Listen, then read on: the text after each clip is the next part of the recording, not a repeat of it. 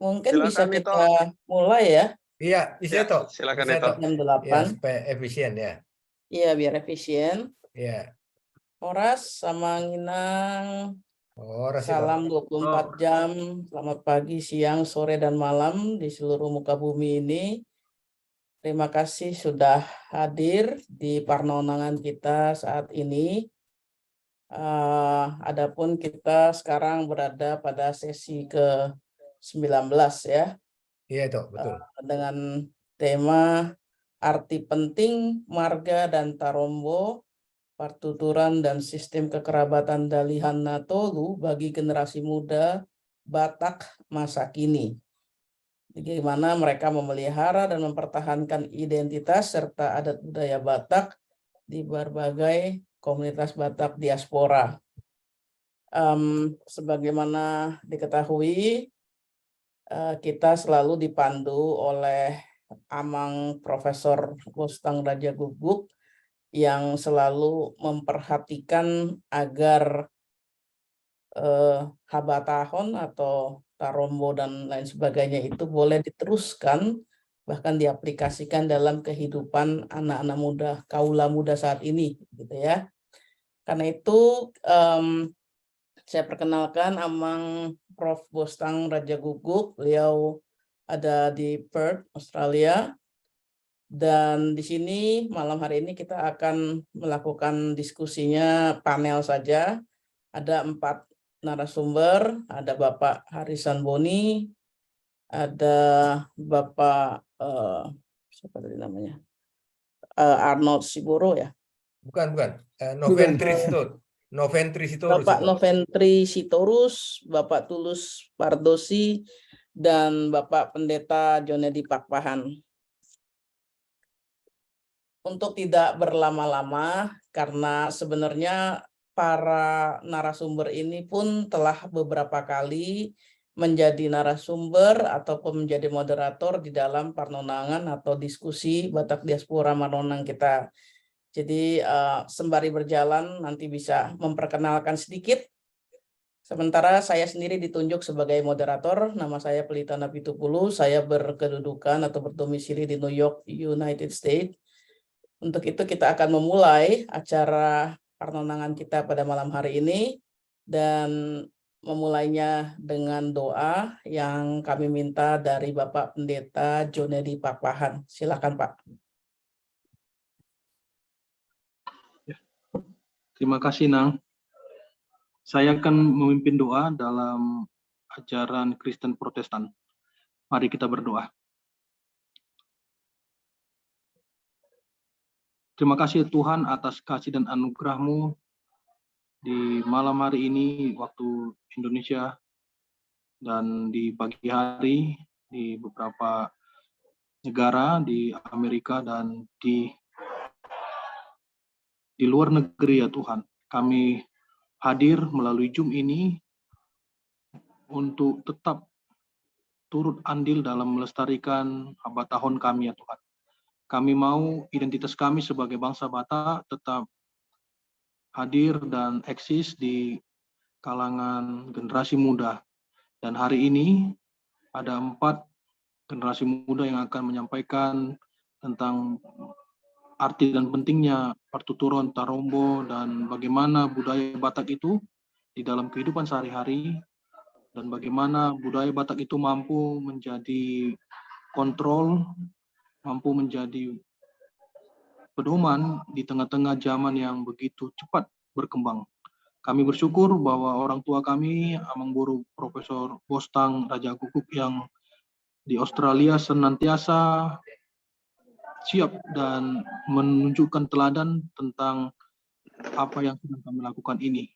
Dan kami juga percaya bahwa moderator Inang Pelita Moruna Pitupulu boleh memimpin dengan baik sehingga pembicaraan berjalan dengan hangat dan terbuka serta penuh antusias. Kami serahkan acara ini ke dalam tangan-Mu ya Tuhan, dan semuanya kiranya untuk memuliakan nama-Mu. Dalam nama anak-Mu Tuhan Yesus Kristus kami berdoa dan mengucap syukur. Amin. Amin. Amin. Terima kasih Amang Pendeta Jonedi Pakpahan untuk doanya. Bapak Ibu, kita akan memulai diskusi kita pada malam hari ini. Sebagai yang pertama, kami akan memberikan kesempatan dulu pada narasumber pertama, yaitu Bapak Harisan Boni Nainggolan. Silakan Pak. Mungkin kita bicaranya karena di sini ada tiga acaranya sebenarnya ya. Coba kita bikin satu-satu aja dulu. Mohon Lalu izin itu Izin saya yang terakhir aja ya. gimana? Mohon izin itu mungkin jika berkenan kita ini beri mungkin beberapa ini untuk pembuka dulu dari Amang Boru.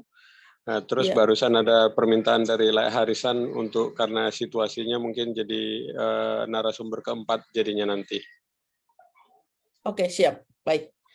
Terima Baik, kasih, Tok. mari. Supaya kita mulai, Amang Prof. Bostang barangkali bisa memberikan pengantar terlebih dahulu, supaya semuanya akan lebih terang apa dan bagaimana diskusi kita pada malam hari ini. Untuk itu waktu dan tempat kami persilahkan, Amang. Terima kasih Topelita atas pengantar yang telah diberikan sebagai moderator. Tadi Topelita sudah menyampaikan pentingnya melestarikan adat dan budaya Batak ini atau Habatakon ini melalui generasi muda. Jadi sebetulnya selalu sasaran kita di dalam Parnonangon ini pada hakikatnya adalah generasi muda Batak.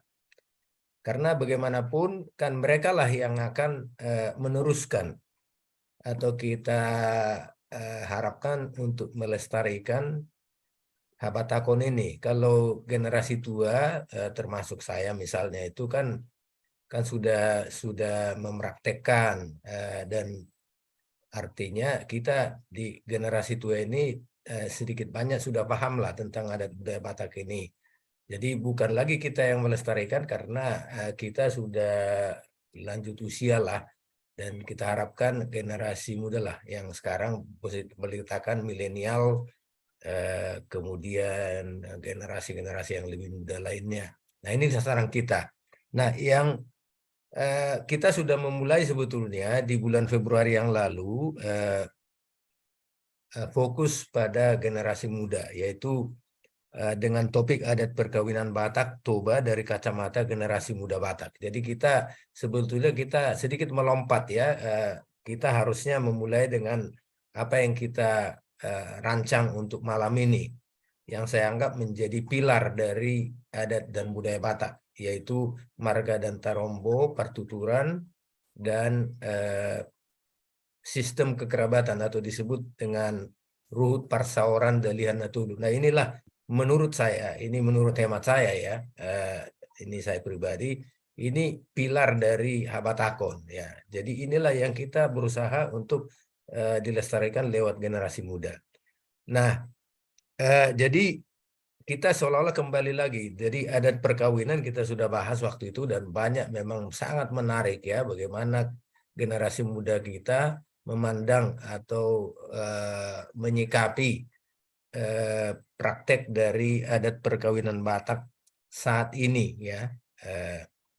Tetapi kita harus kembali lagi ke basicnya, yaitu marga dan tarombo, pertuturan, dan ruhut parsaoran dari naturalisasi sistem kerabatan. Nah, kalau kita bicara tentang marga, ya kita marga itu sudah kita tahu. Marga adalah nama persekutuan dari orang-orang bersaudara, sedara dan seketurunan menurut garis bapak. Dan ini orang Batak ya, menurut garis bapak yang disebut patrilineal. Nah, kita harus ingat bahwa ada dua hukum. Artinya untuk orang-orang yang semarga dan seketurunan itu ada dua hukum yang harus ditaati. Satu yang disebut hukum makan bersama atau disebut ruhut papangan sojadi pusung. Artinya kalau ada yang membawa makanan ke rumah kita, kita harus mengajak saudara semarga kita untuk ikut di dalam perhelatan acara itu ya. Jadi kita tidak makan sendiri. Contoh kalau ada buruh kita membawa makanan misalnya, maka kita harus juga mengajak saudara semarga kita. Nah, ini satu hukum. Hukum yang kedua adalah yang disebut hukum ruhut bongbong. Jadi artinya tidak boleh kawin yang satu marga. Itu saya kira itu umum ya. Jadi semua udah tahu barangkali. Generasi muda kita juga udah tahu. Tapi persoalannya adalah dalam hal ini, kalau Ruhut Bongbong ini kan tidak hanya menyangkut yang satu marga, tapi ada juga yang disebut padan marga. Ini generasi muda harus tahu bahwa ada padan marga. Contoh misalnya Siregar dan Nainggolan itu ada padan marga. Jadi itu tidak boleh saling menikah juga. Ya, itu ada kesepakatan mereka, ada padan. Nah, ada sekitar 20 padan marga ini yang Naposo juga harus tahu. Sehingga tidak salah langkah begitulah. Nah, di dalam kaitan dengan marga ini pun ada misalnya dalam marga-marga satu rumpun itu harus tahu siapa yang satu rumpun dengan marganya dia. Misalnya dalam Sila Hisabungan ada 8 itu, mulai dari Sialoho sampai Tambunan ya. Jadi harus tahu, yang marga Sialoho juga harus tahu bahwa Tambunan itu adiknya. Jadi jangan dipanggil Lae misalnya atau yang lain gitu. Panggabean dan Simorangkir itu juga satu itu. Simorangkir itu anak kedua dari si Raja Panggabean ya.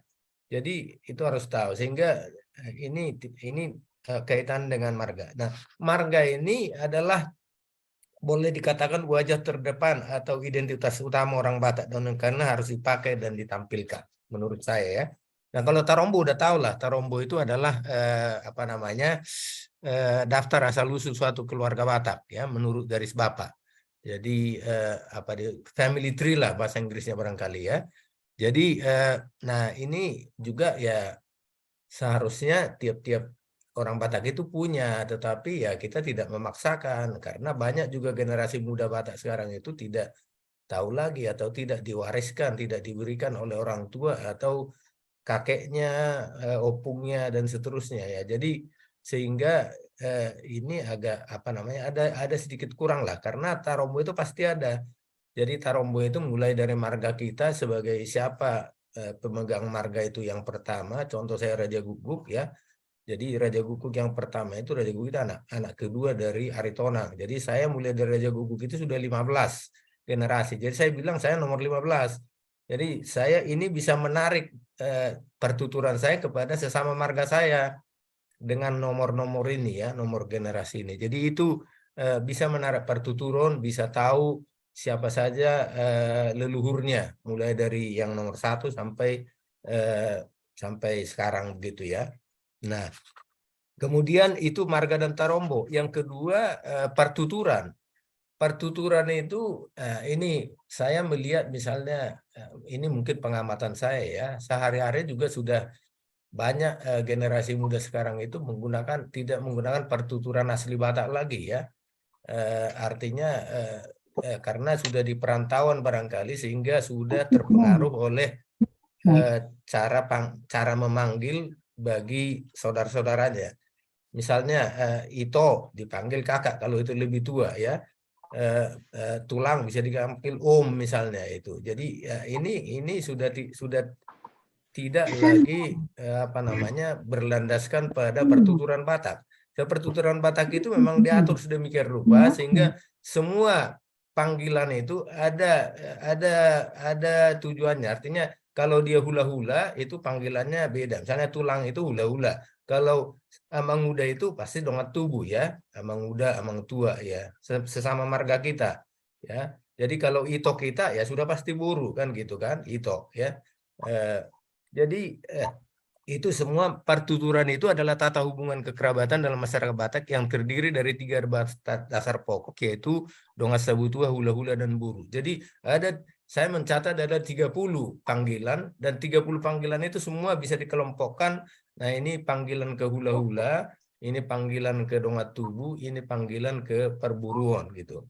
Nah, yang ketiga Dalihan Natulu. Nah, ini menjadi ini disebut sebagai sistem kekerabatan. Dalihan Natulu itu mengatur semua apa yang dilakukan oleh orang Batak, terutama di dalam praktek adat begitu. Ya, jadi kalau kita lihat misalnya dalam ada pesta perkawinan, di situ berlangsung Dalihan Natulu ya, pasti ya. Karena semua yang digokon itu pasti ada Dongat Tubuh ya, ada Buru, termasuk bere, dan hula-hula ya. Hula-hula termasuk juga tulang ya. hula-hula Maramarangi, ada hula-hula Namanjai, ya. Nah, jadi Dahlia Natuli itu adalah struktur sosial. Nah, kalau kita lihat misalnya saya, ini mungkin pengamatan saya saja barangkali ya, saya mungkin terlalu apa namanya itu pandangan pribadi dalam hal ini. Kalau kita lihat di dalam pesta perkawinan misalnya, barangkali kalau saya mengamati pengantin sudah tidak begitu paham lagi siapa yang datang mengulosi itu, ya nggak begitu ini lagi ya. Apakah itu jadi apakah itu tulangnya atau apakah itu tulang rorobotnya dari yang berpesta ya, bapaknya yang berpesta, bapak mamanya. Nah, jadi semua itu adalah hula-hula yang mengulosi kepada pengantin. Jadi itu harus, kalau tidak kenal lagi, tidak tahu lagi, ya maka ini saya kira sudah Dahlia Natuli sudah luntur lah begitu ya. Makanya ini menjadi hal yang penting bagi generasi muda. Nah, inilah barangkali sedikit pengantar itu. Jadi kalau terakhir saya katakan bahwa Dahlia Natuli inilah jaringan yang kuat dalam sistem kekerabatan Batak. Karena apa? Karena ketika seseorang itu menjadi hula-hula di satu perhelatan atau di satu ulaun adat, tapi di ulaun adat lain dia boru, ya. Di ulaun adat lain dia nongat tubuh itu. Jadi tidak selamanya dia akan menjadi hula-hula ya. Contoh saya itu Raja Guguk. Jadi buru nirajai, buru manik. Jadi hula-hula saya manik gitu. Nah, manik ini juga ada juga hula-hulanya ya. Ada si tompul ya.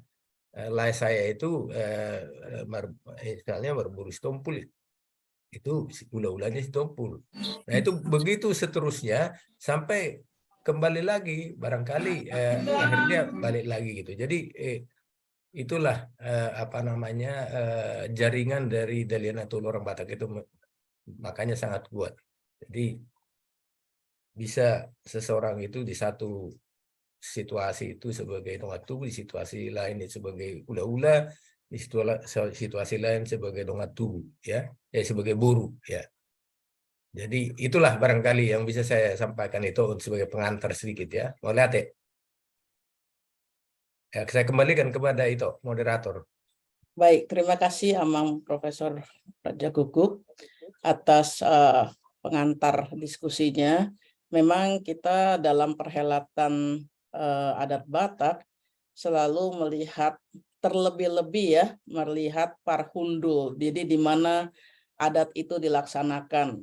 Kalau ibarat pepatah bilang jonok partubu, jonohan parhundul. Jadi tetangga yang lebih dekat karena ada apa-apa tetangga yang duluan tahu ya. Jadi dalam hal ini makanya perlu kita gali dalami serta kita teruskan kepada generasi yang lebih muda agar kesinambungan adat itu dan habatahon itu terus berlanjut. Baik Bapak Ibu, kita lanjutkan acara kita. Sekarang kita akan mendengar sedikit pemaparan dari Bapak Tulus Pardosi SHMA MH tentang acara kita malam hari ini. Silakan Pak Tulus, waktu dan tempat kami persilakan. Oh, jadi aku duluan ya? Oke, Iya siap. itu, soalnya Siap, Inang. ada sedikit gangguan dari perjalanannya itu siapa namanya Harisan. Oke, siap, Inang. Terima kasih. Ya, Horas Dihita Salutna. Selamat malam, pagi, ataupun siang di seluruh dunia ini. Terima kasih atas kesempatannya. Terima kasih untuk Tulang Raja Guguk, Profesor Tulang Raja Guguk yang sudah memberikan kesempatan ini. Kemudian juga Amanginan dan rekan-rekan yang lain. Ya, aku tadi udah kirim PowerPoint, bisa minta tolong ditampilkan atau aku sharing sendiri? Bisa share itu. Oh, aku bisa share langsung ya? Iya, itu kan co-host juga. Oke.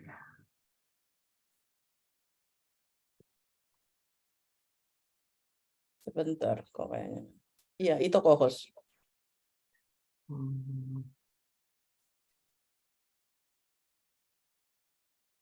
Nah, oke. Ya, jadi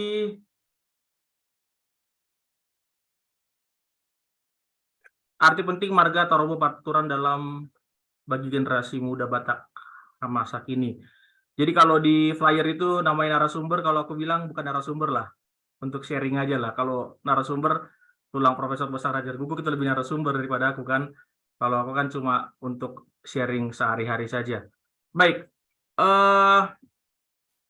ini kenapa cover di depannya saya bikin seperti ini? Nah, ini kebetulan kemarin beberapa bulan lalu kami baru pulang kampung, dan ini foto perjalanan untuk menggali bahan pembicaraan kita malam ini.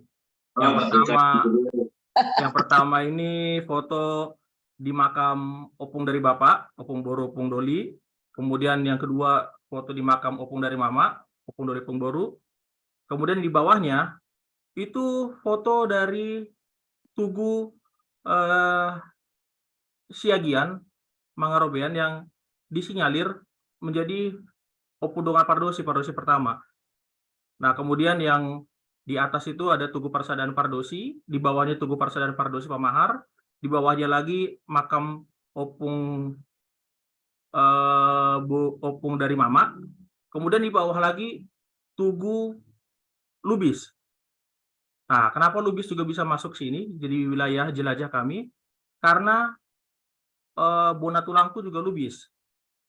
Nah, Bona Tulangku Lubis, Bona Niariku Lubis. Nah, yang paling bawah, karena kita nggak sempat ke makam ke tempat Raja Batak, ya Sopo Guru Tatia Bulan sempatlah minimal. Bagaimanapun kan Sopo Guru Tatia Bulan ini kan yang akhirnya melahirkan Lubis juga dari Borbor seperti itu. Ya, ini bagian pengantar penting dari sharing kita malam ini. Kalau kita sebagai generasi muda ataupun orang Batak bisa memahami minimal garis silsilah kita saja, ini sudah sangat enak nantinya ke depannya dalam bertutur, dalam bertarombo, dan dalam bergaul dalam kehidupan sehari-hari. Kita tahu siapa tulang kita, tahu siapa namburu kita, tahu siapa Ito kita, tahu siapa Riban kita, itu akan enak sekali nanti ke depannya. Baik, dari pengamatan yang saya lakukan dalam kehidupan sehari-hari, kebudayaan Batak itu bisa diterapkan dalam hidup sehari-hari. Pertama, marga dan partituran dalam pergaulan. Jelas, kalau kita bergaul, kita tahu marga kawan kita tahu hubungan kekerabatan kita dengan kawan kita, itu akan ada rasa kedekatan sendiri yang berbeda dibanding dengan yang tidak semarga. Seperti itu misalnya. Kemudian Dalihan Nautul dalam dunia kerja. Bisa diibaratkan Soba Marhula-hula itu seperti bagaimana bersikap kepada atasan kita. Kita bisa lebih sopan atau lebih menghormati selayaknya Soba Marhula-hula. Mungkin juga bisa kita terapkan manat berdongan tubuh. Hati-hati kepada rekan kerja. Bisa kita baik-baik, tapi kalau salah sikap, bisa jadi kita dikerjai sama teman kerja kita. Jadi harus manat-manat mardongan tubuh. Kemudian yang ketiga, elek marburu bisa jadi kita implementasikan seperti kebawahan di kantor, apa di dunia kerja. Ya memang mereka akan nurut-nurut aja kalau kita suruh, tapi kan harus diayomi juga, harus dibujuk juga. Jangan sampai mereka ngambek atau mereka nggak mau nurut lagi kan seperti itu. Nah, kemudian yang ketiga, implementasi perkawinan adat Batak dalam pembelajaran menempatkan diri di kehidupan sehari-hari. Kalau kita lihat perkawinan Batak, itu ada banyak posisi. Ada parburu, par anak, ada tulang parburu, tulang par anak, ada horoni hula-hula, ada segala macam lah. Nah, setiap orang punya tempat dan porsi masing-masing. Nah, jadi salah satu kelebihan budaya Batak dalam kehidupan sehari-hari bisa mengajarkan kita bagaimana menempatkan diri di posisi kita masing-masing dan bertindak sesuai dengan porsi kita masing-masing. Ini dipelajari dalam peradatan Batak. Kemudian yang keempat, ada yang saya tangkap lagi. Ada mandokata sebagai dasar public speaking. Jangan heran kalau orang Batak itu katanya modalnya modal ngomong, ya kan, modal suara, modal kata-kata. Ada yang penyanyi, ada yang pengacara, ada yang pendeta dan segala macam. Modalnya bicara. mungkin kebiasaan ini muncul dari mulai kecil, sudah biasa di malam tahun baru, ngantuk-ngantuk, kawan-kawan pergi ke pantai tahun baruan kita masih mandokata kan, lama-lama kan terlatih. Habis itu marliturgi di gereja dan segala macam, lama-lama terlatih. Inilah dasar public speaking sebetulnya kan. Nah, kemudian yang kelima, tarumbu dalam mencari jodoh. Jangan sampai tiba-tiba tar itu atau tar tulang, kan bahaya juga kan. Udah panjang ternyata gagal gara-gara adat. Itulah kenapa saya berani bilang budaya dan adat Batak adalah paket lengkap kehidupan. Jadi apa yang kita jalani dalam hidup ini sebetulnya sudah terangkum semua di dalam kebudayaan dan adat Batak. Dan kalau kita jalankan ini dengan benar, dengan baik, sebenarnya dalam kehidupan ini kita sudah bisa berjalan dengan baik, sudah bisa membawa nilai-nilai baik dari adat Batak ini dalam implementasi hidup sehari-hari. Nah, kemudian kita masuk ke poin ketiga. Jolo tinitip sanggar, rasa bidan huru-huruan, jolo senukun marga, sebelah warturan. Ini sudah sering banget dibawakan, sudah sering kali dibawakan dalam acara-acara seperti ini. Ya artinya bagaimana kita mau tahu partituran kita kalau kita nggak tahu marganya? Bagaimana kita mau tahu hubungan kita dengan orang lain kalau kita nggak tahu boru mamanya, atau misalnya opung borunya, atau misalnya kerabat yang lain. Orang Batak itu kan hebatnya gini, bisa narik-narik. Misalnya aku Pardosi, mama aku Siahaan, tapi tiba-tiba ada ketemu orang marga Tambunan, kan gak ada hubungannya. Bonan tulangku Lubis, Bonaniaku Lubis, opung boru dari mama si Barani, gak ada hubungannya. Tapi ditarik-tarik ternyata bapak tua dari mama, suami mama tua dari mama itu marga Tambunan. Bisa orang Batak narik ini. Apalah bapak tua aku udah Tambunan. Nah, tiba-tiba entah dari mana apalah kan gitu. Orang Batak itu hebatnya gitu, masih bisa dari apalah. Apalah idang udaku udah buruan, apalah ya kan, itu hebatnya orang Batak. Kata apalah itu dari yang tadinya kita mahasiswa baru datang semua kenalan di Naposo sampai disuruh ke rumah. Ke rumah dulu. Itu dan tulang udah masak. Nah, bisa kayak gitu. Itulah kehebatannya partituran orang Batak, dari yang tadinya hanya tahu marga, tiba-tiba kita tarik, oh masih saudara. Oh, datang ke rumah. Nah, itu salah satunya. Kemudian, ini sharing pribadi saja. Tarombo dasar yang setidaknya harus diketahui orang Batak, menurut saya ya, menurut saya pribadi. Contoh, pakai tarombo saya. Marga kita apa? Pardosi. Nah, syukur-syukur bisa diperluas, tahu marga serumpunnya. Misalnya Sianipar, Siagian, Silitonga, dan Panjaitan. Diperluas. Mama kita baru apa? Siahaan. Nah, syukur-syukur bisa diperluas lagi. Simanjuntak, Kutagaul. Naik lagi ke atas, Raja Somanimbil. Habis itu Somanimbil ada jajarannya lagi, Tuan di Bangarna, Sonak Maleda, dan segala macam. Itu kalau bisa ditarik lagi ke atas lebih bagus lagi. Artinya kekerabatan kita makin naik ke atas lagi kan, makin dapat saudara lagi. Opung boru dari bapak, boru apa? Bubis, ya kan? Diperluas lagi kalau bisa dapat.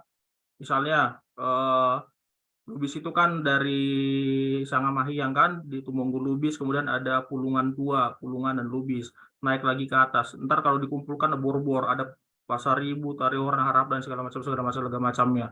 Dari Borbor naik lagi ke Borbor Marsada, dengan Malau Raja, Limbong Bulana, Sagala Raja, itu kan dengan Raja Borbor, Borbor Marsada. Karena dulu ada cerita waktu si Raja Borbor ini lahir, Saribu Raja ndak ada, akhirnya tiga orang inilah yang berdoa ke Debata, ya kan, begitu lahir hujan lebat di Borborudan, jadi dinamakan namanya si Raja Borbor. Akhirnya mereka berempat bersatu jadi Borbor Marsada kayak gitu.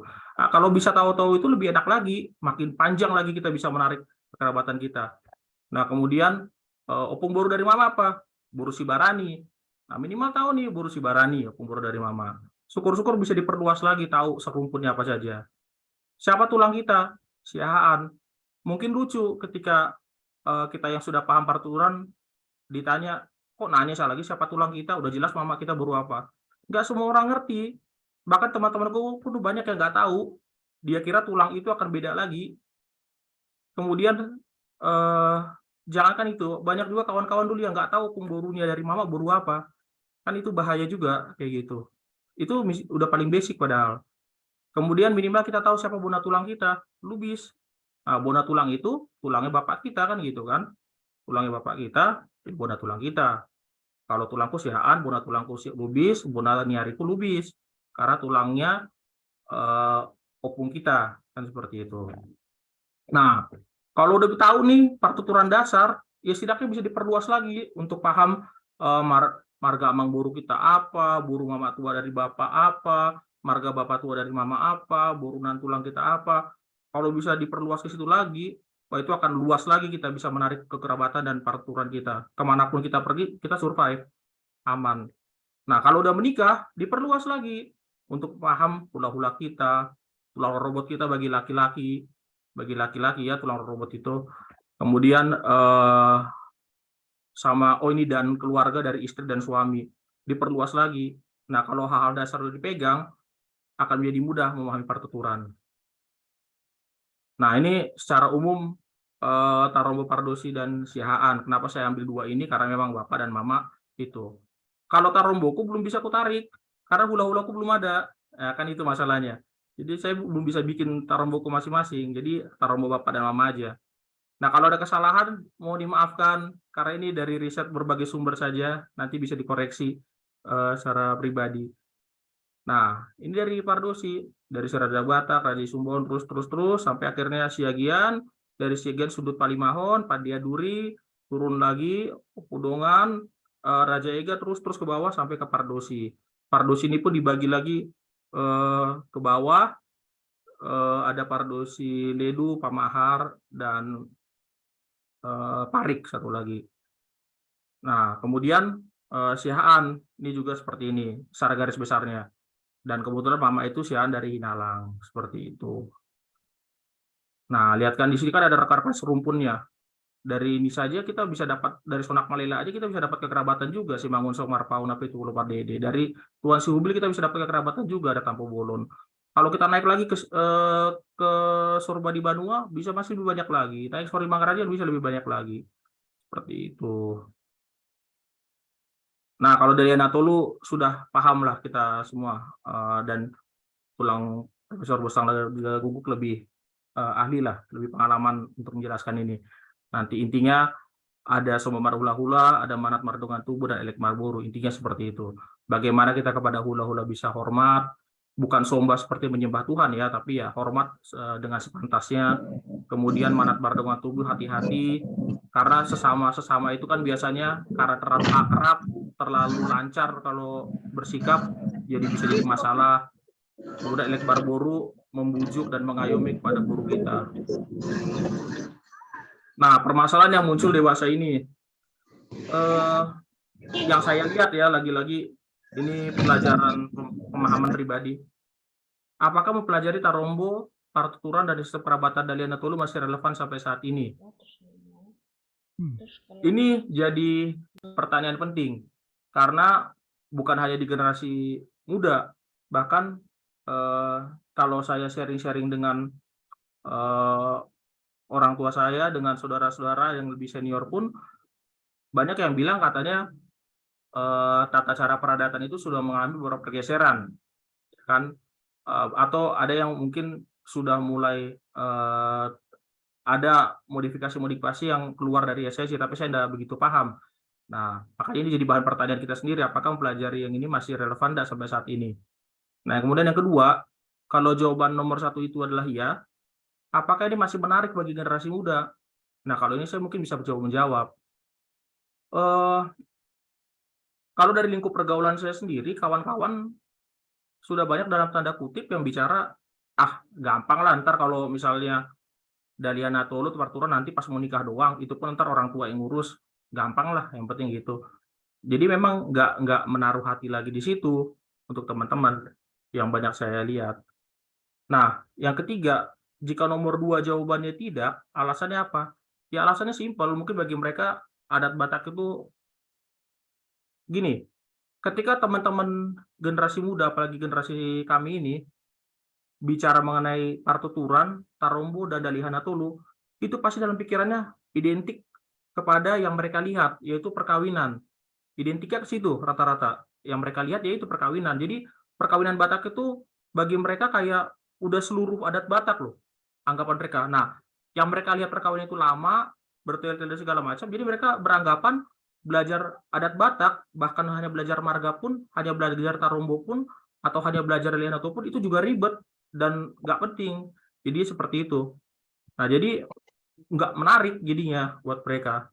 Nah, kemudian yang berikutnya, alasannya kenapa jadi nggak menarik buat generasi muda, karena memang belum ditanamkan dari mulai kecil seperti itu. Dari mulai usia manusia bisa mendapat asupan yang menjadi kebiasaan itu belum ditanamkan.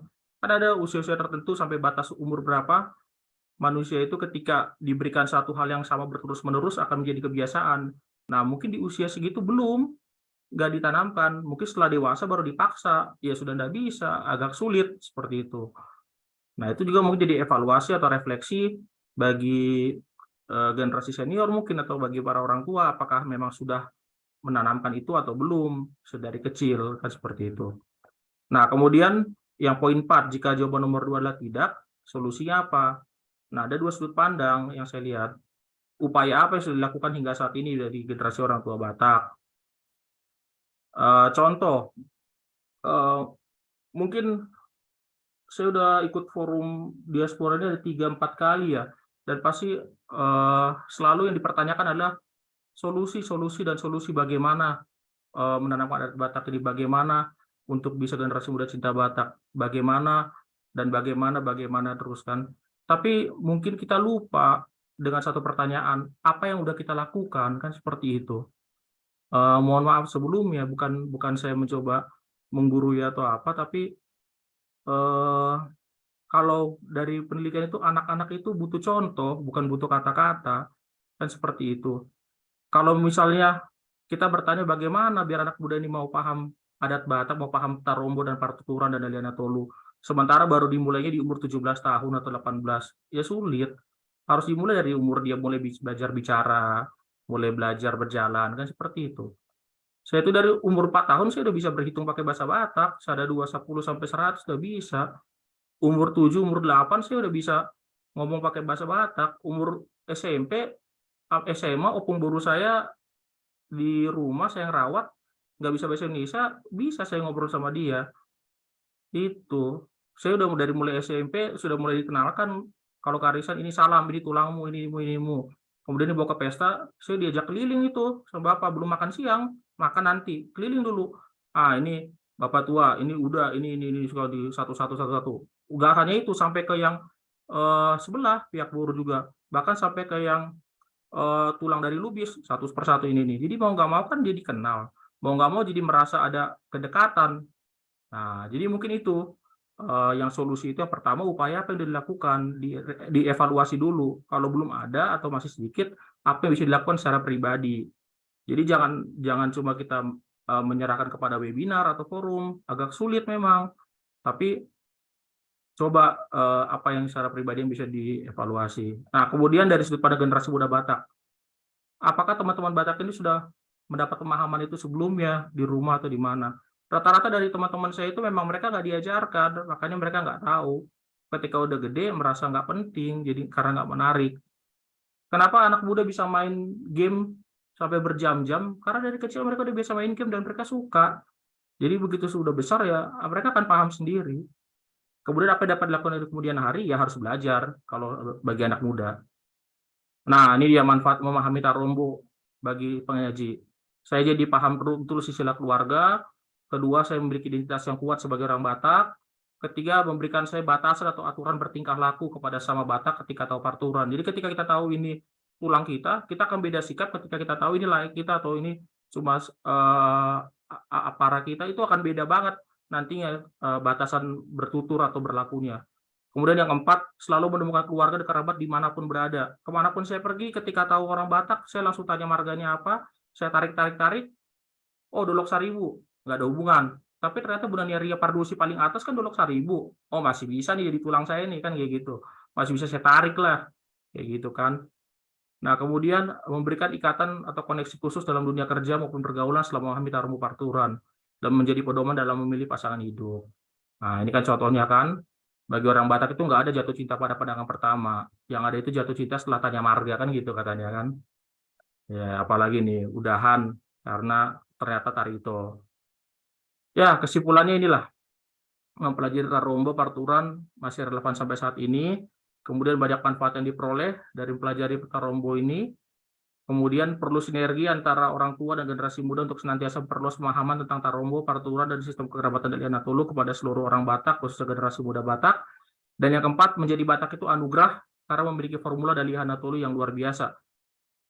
Ya, seperti biasa saya akan menutup dengan upasa yang saya suka, Oputa Raja Jolo Martukot Sialagundi, Nadingan Bindukanina Parjolo, Ido Si Huton Sianda Pudi. Matutu, Moliate Horas. Horas. Matutu, Horas, Matutu. Horas. Mantap sekali, sebagai generasi muda pemaparannya udah komplit ya, itu tulus ya, keren. Tapi saya yakin itu bisa dilakukan atau bisa seperti itu karena terus-menerus dilakukan.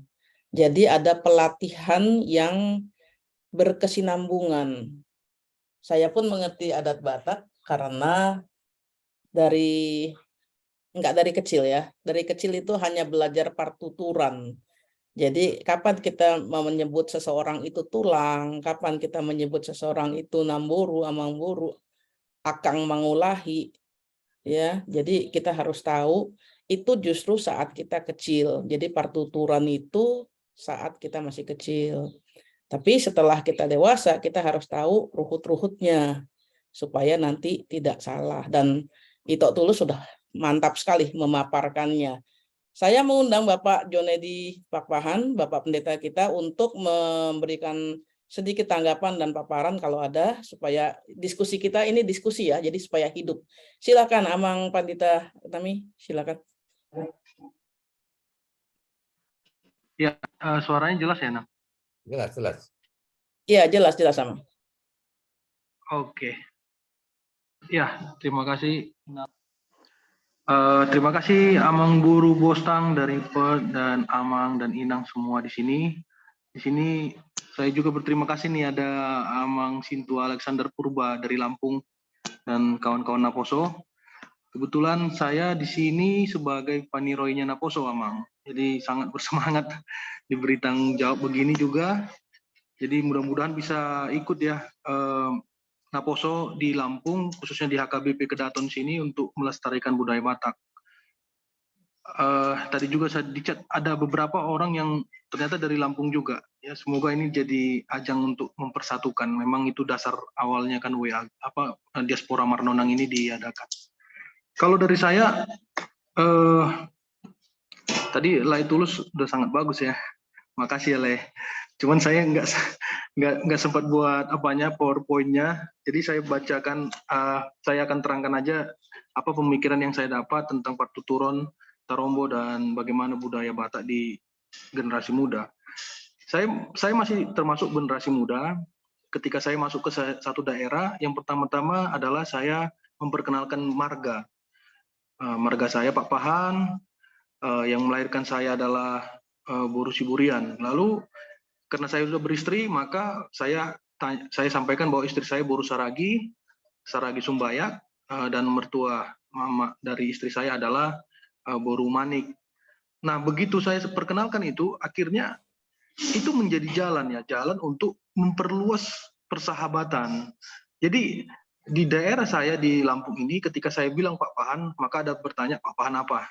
Utanamora. Lalu Utanamora nomor berapa? Nomor 15.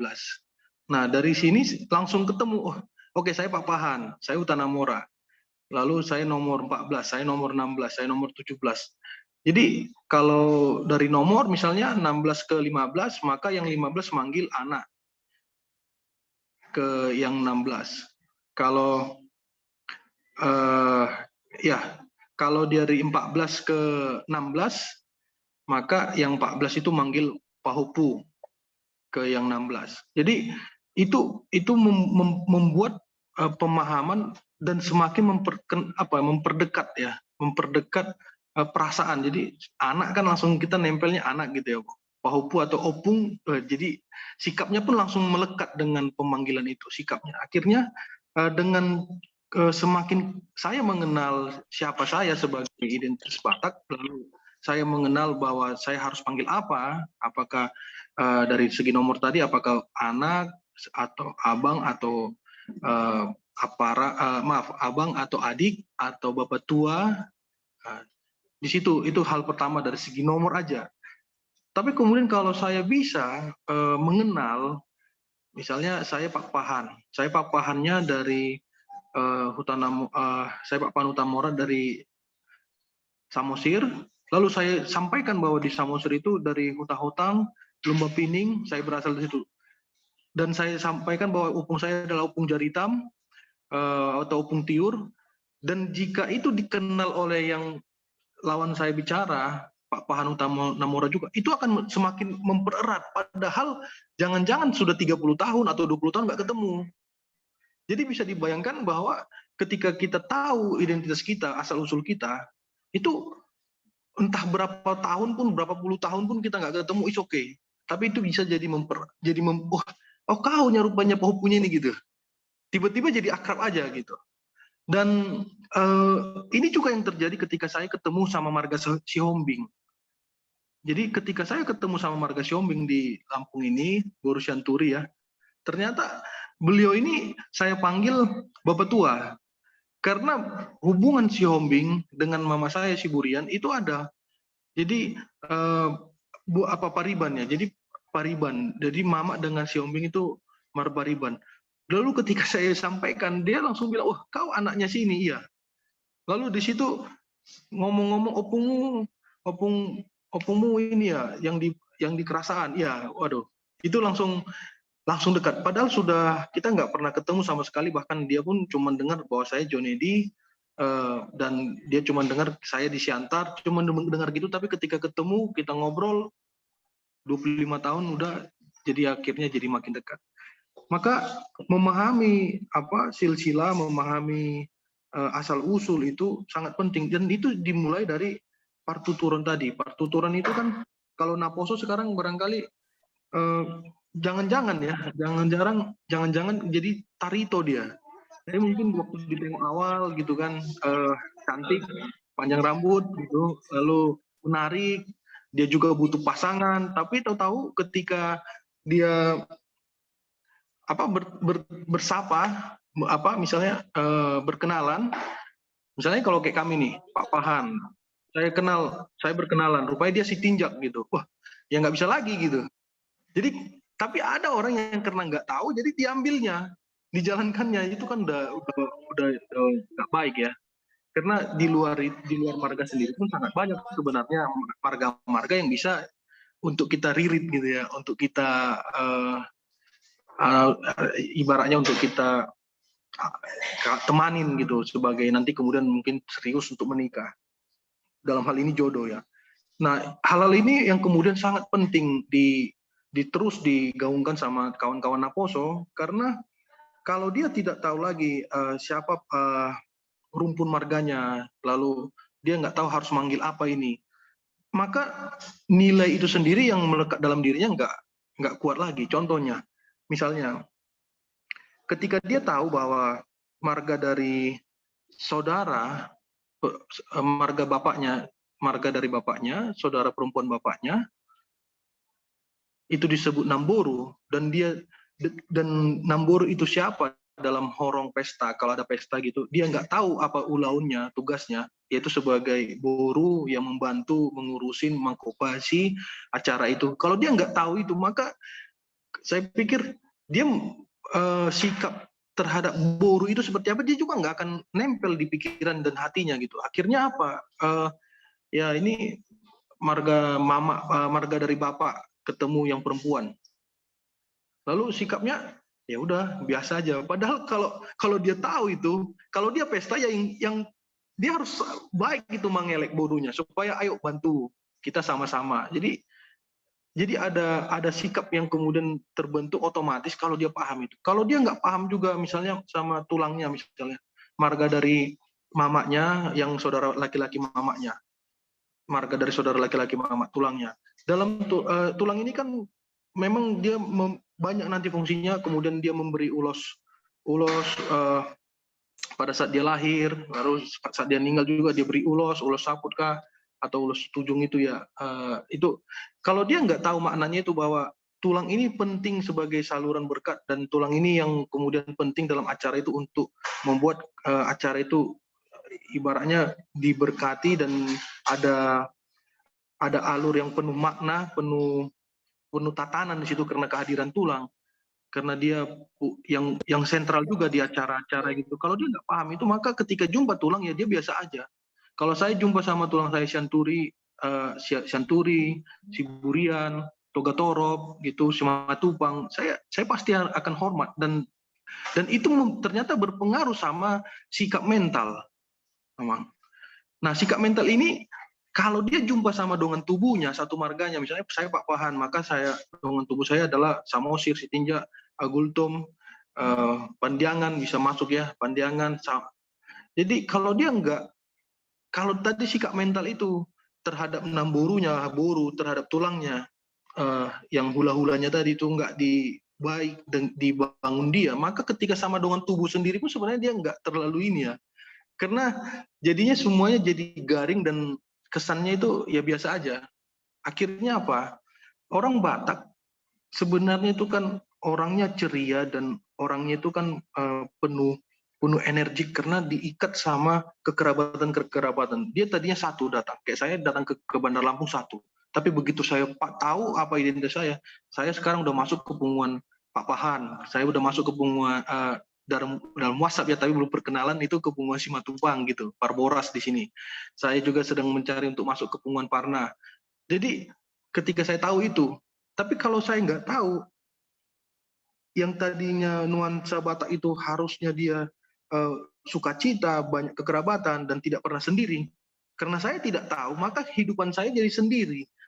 Di sini saya menghubungkan dengan keadaan zaman sekarang ya. Perkembangan kecanggihan zaman sekarang itu membuat orang lebih cenderung individualis dan cenderung hidupnya jadi kayak menyendiri semua gitu ya. Hidup eksklusif, tertutup. Nah, tapi kalau dalam batas sebenarnya nggak ada yang tertutup. Tapi zaman ini kan dia minta, ya memang orang bekerja sendiri-sendiri gitu. Nah, kalau seandainya Naposo membayangkan ini, saya bersama Naposo ini sebenarnya, kameranya cuma saya, tapi di sini di depan ada beberapa, ada mungkin 10 ya. Ada beberapa Naposo di sini, ada juga yang di rumahnya masing-masing.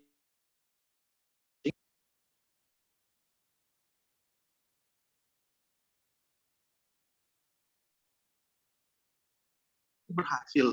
Tapi lama-lama kan ada kesendirian yang mendalam dalam dirinya. Karena dia kalau mau ngomong apa ya paling cuma sama teman-teman yang sering dikenal. Tapi kalau dia ngerti identitasnya, bukan hanya sama yang dikenal. Kayak saya sendiri ada 4 yang menempel sama saya. Marga bapak, marga mama, marga istri saya, marga mertua saya. Kalau kemudian saya apalagi marga dari opung boru saya gitu. Opung boru saya itu kan marga boru Syahan ya gitu. Dan jadi nggak ada istilahnya orang Batak itu hidup sendiri.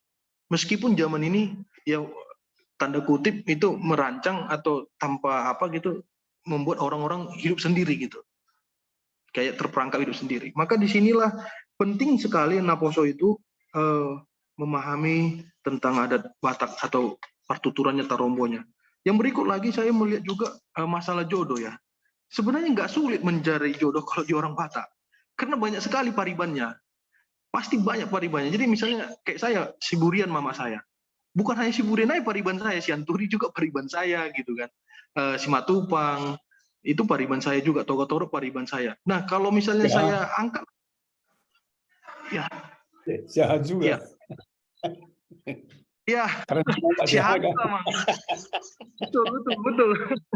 Padannya ya. Jadi, ya orang Temang ya.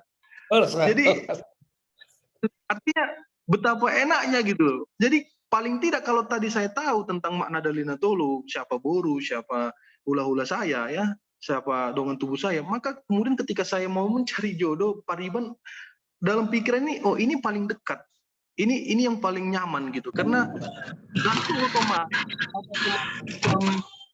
auto correction gitu ya. Jadi kayak orang tua langsung ngerti, oh ini Paribanmu nanti markanya di sini, jadi aman. Zaman sekarang kan Naposo ini kalau mau cari jodoh kan keamanannya sulit ya. Kenapa? Barangkali cuma kenal di tempat perantauan, tapi seluk-beluknya nggak tahu gitu. Tapi kalau dia tahu marga, sangat aman itu. Mungkin kalau dia perempuan atau dia laki-laki, sangat aman karena dari marga itu sendiri dia bisa ngerti. Oh, kemarin kita bahas itu asal dari marga ini siapa, dari mana gitu. Itu kalau Naposo punya itu, waduh, orang Batak tentunya nggak akan gampang lah, nggak jadi orang Batak gampangan gitu, pasti itu. Dan Naposo akhirnya mengerti bahwa zaman sekarang kan orang-orang kan senangnya jadi kayak hidup menyendiri itu kayak mungkin karena terlarut gitu ya. Tapi kalau Naposo mengerti adat atau mengerti pertuturannya, tarombonya, mungkin dia akan sungguh-sungguh mengejar karirnya. Tapi ada loh, dia udah punya cadangan itu. Kapan aja bisa digerakkannya, Paribannya kah, dari marga-marga yang lain. Apalagi kalau dia aktif ikut. Yang terakhir, melihat bahwa kalau orang Naposo dari sekarang kita untuk orang tua kami ya, tetap orang tua kami semangat membangun ini paradigma ini. Kalau dari sekarang dia apa? Maka ada hal yang penting nih. Di sini ada Inang Susan Tobing tadi saya lihat. Ada hal yang penting dari pertanyaan Inang Susan Tobing, Susan HR Tobing ya. Ya, orang Sinang ya. Sama. Siap, Inang. Orang Sinang. Lihat begini loh, Amang dan Inang. Inang ini sedang sangat, aku puji Tuhan ya, sangat bersyukur Inang menghubungi aku dan aku diskusi sama orang tua di sini gitu. Aku coba mengerti tentang identitasnya, maka dia tidak akan sembarangan melakukan adat-adat Batak itu. Contoh aja. Kenapa perlu tambak untuk terus dilestarikan agar diletakkan di kampung halaman di Bonapasogit? Tambak itu tempat persatuan semua tulang belulang yang sudah meninggal gitu. Dari opung-opung keberapa kami punya di Samosir. Kenapa? Dan bapak saya sebelum meninggal dia pesan, nanti saya bawa ke tambak opung aja ya. Saya waktu itu agak sulit mengerti kenapa harus ke situ gitu kan. Tapi sekarang setelah dia meninggal saya baru ngerti ternyata tambak itu masuk ke sana. Jadi rindu saya Bonapasogit saya gitu. Kalau rindu saya Bonapasogit saya, tentunya itu langsung otomatis melekat bahwa saya harus tahu nih Daliana Tolu, siapa tulang saya, siapa nambur saya, siapa dengan tubuh saya. Dan saya juga harus mengerti nih apa porsinya, perannya, fungsinya ini masing-masing. Kalau misalnya kita buat ucapan syukur lagi misalnya bersama-sama dengan semua kerabat misalnya, kita kan harus pandai memanggil-manggil horong-horongnya tadi. Suhudnya kita harus pandai. Maka kalau Naposo dari sekarang diajarin, maka saya percaya dalam hal tambak itu sebagai bentuk identitas, sebagai bentuk prinsip tanah yang harus dilestarikan. Makna tanah itu. Jadi tambak bukan hanya sekedar tugu, tapi dia posisinya di mana? Posisi itu kan di atas tanah, di tanah. Jadi tanah itu menentukan. Bisa aja tanahnya ada misalnya di luar negeri. Kemarin dibahas di Batak Diaspora Marnonang BDM. Batak Diaspora Forum BDF. Itu dibahas bahwa kalau enggak salah, Amang ya, iya Amang Sian ya, Amang Mampir Tua Sian ya. Dan Raja Tua juga kemarin membahas itu. Kalau di Amerika katanya sundut aja sudah dianggap orang asli situ gitu, udah dianggap udah di situ gitu. Jadi kalau ada opungnya yang 3 sundut di atas itu meninggal ya tak aja di Amerika katanya. Jadi saya memikir kan itu diskusi kan ya juga ya. Kalau seandainya saya lahir di Papua, lalu kalau opung saya yang sudut Paupaton lahir di Papua, lalu mati pastinya masih di sana. Tapi kemudian kalau saya generasi yang keempat setelah opung saya tidak berniat untuk memulangkan dia ke Bonapasogit, kemungkinan besar Bonapasogit terlupakan, kemungkinan besar, sehingga kerinduan saya untuk mengerti siapa itu Daliana Tolu, apa itu Daliana Tolu itu kurang gitu. Makanya ternyata mungkin sederhana saja dari Partuturon, dari Tarombo, dari Daliana Tolu, sederhana saja, tapi ternyata efeknya meluas sama gitu. Jadi Itu yang saya catat di sini. Mohon maaf sebelumnya kalau nggak bisa pakai slide ya. Ya oke lah. Itu terima kasih Inang. Terima kasih kawan-kawan Naposo yang mau hadir. Amang dan Inang juga. Terima kasih. Iya, terima kasih Amang Pendeta Joni Pakpahan untuk pemaparannya. Bagus sekali ya kita mendapatkan masukan seperti itu. Kalau saya melihat ada contoh kecilnya misalnya ya kalau mau mencari, tadi Amang itu agak lebih spesifik kalau laki-laki, bagaimana kalau perempuan gitu kan? Jadi kalau misalnya saya kebetulan di sini juga ada membina perhelatan orang Batak di sini ya.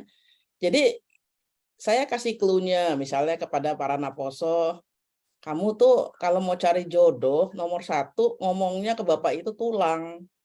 Jadi kalau udah tulang itu kan dia merasa dekat untuk dapat borunya itu didekati gitu ya. Itu salah satu trik-trik orang Batak mencari pasangan hidup.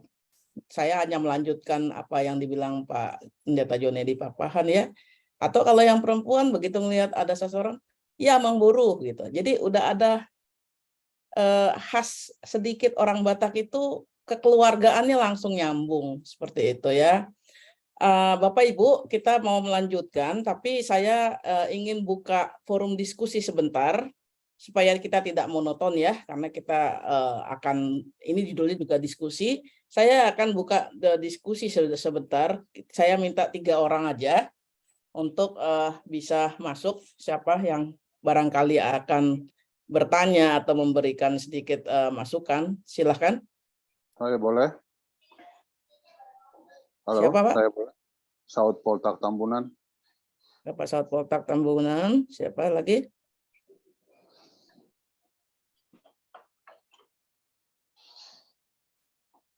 Oke, ini Bapak. Siahan. Bapak Mapetua ya. Ya, siahan. Yahaan, iya. Ada lagi satu lagi kita minta pertanyaan. Kalau ada, masih ada? Oke, kalau belum ada, kita 2 aja dulu. Silakan Pak Tambunan disampaikan. Baik. Shalom, selamat malam, Amang Inang. Kalau Saya agak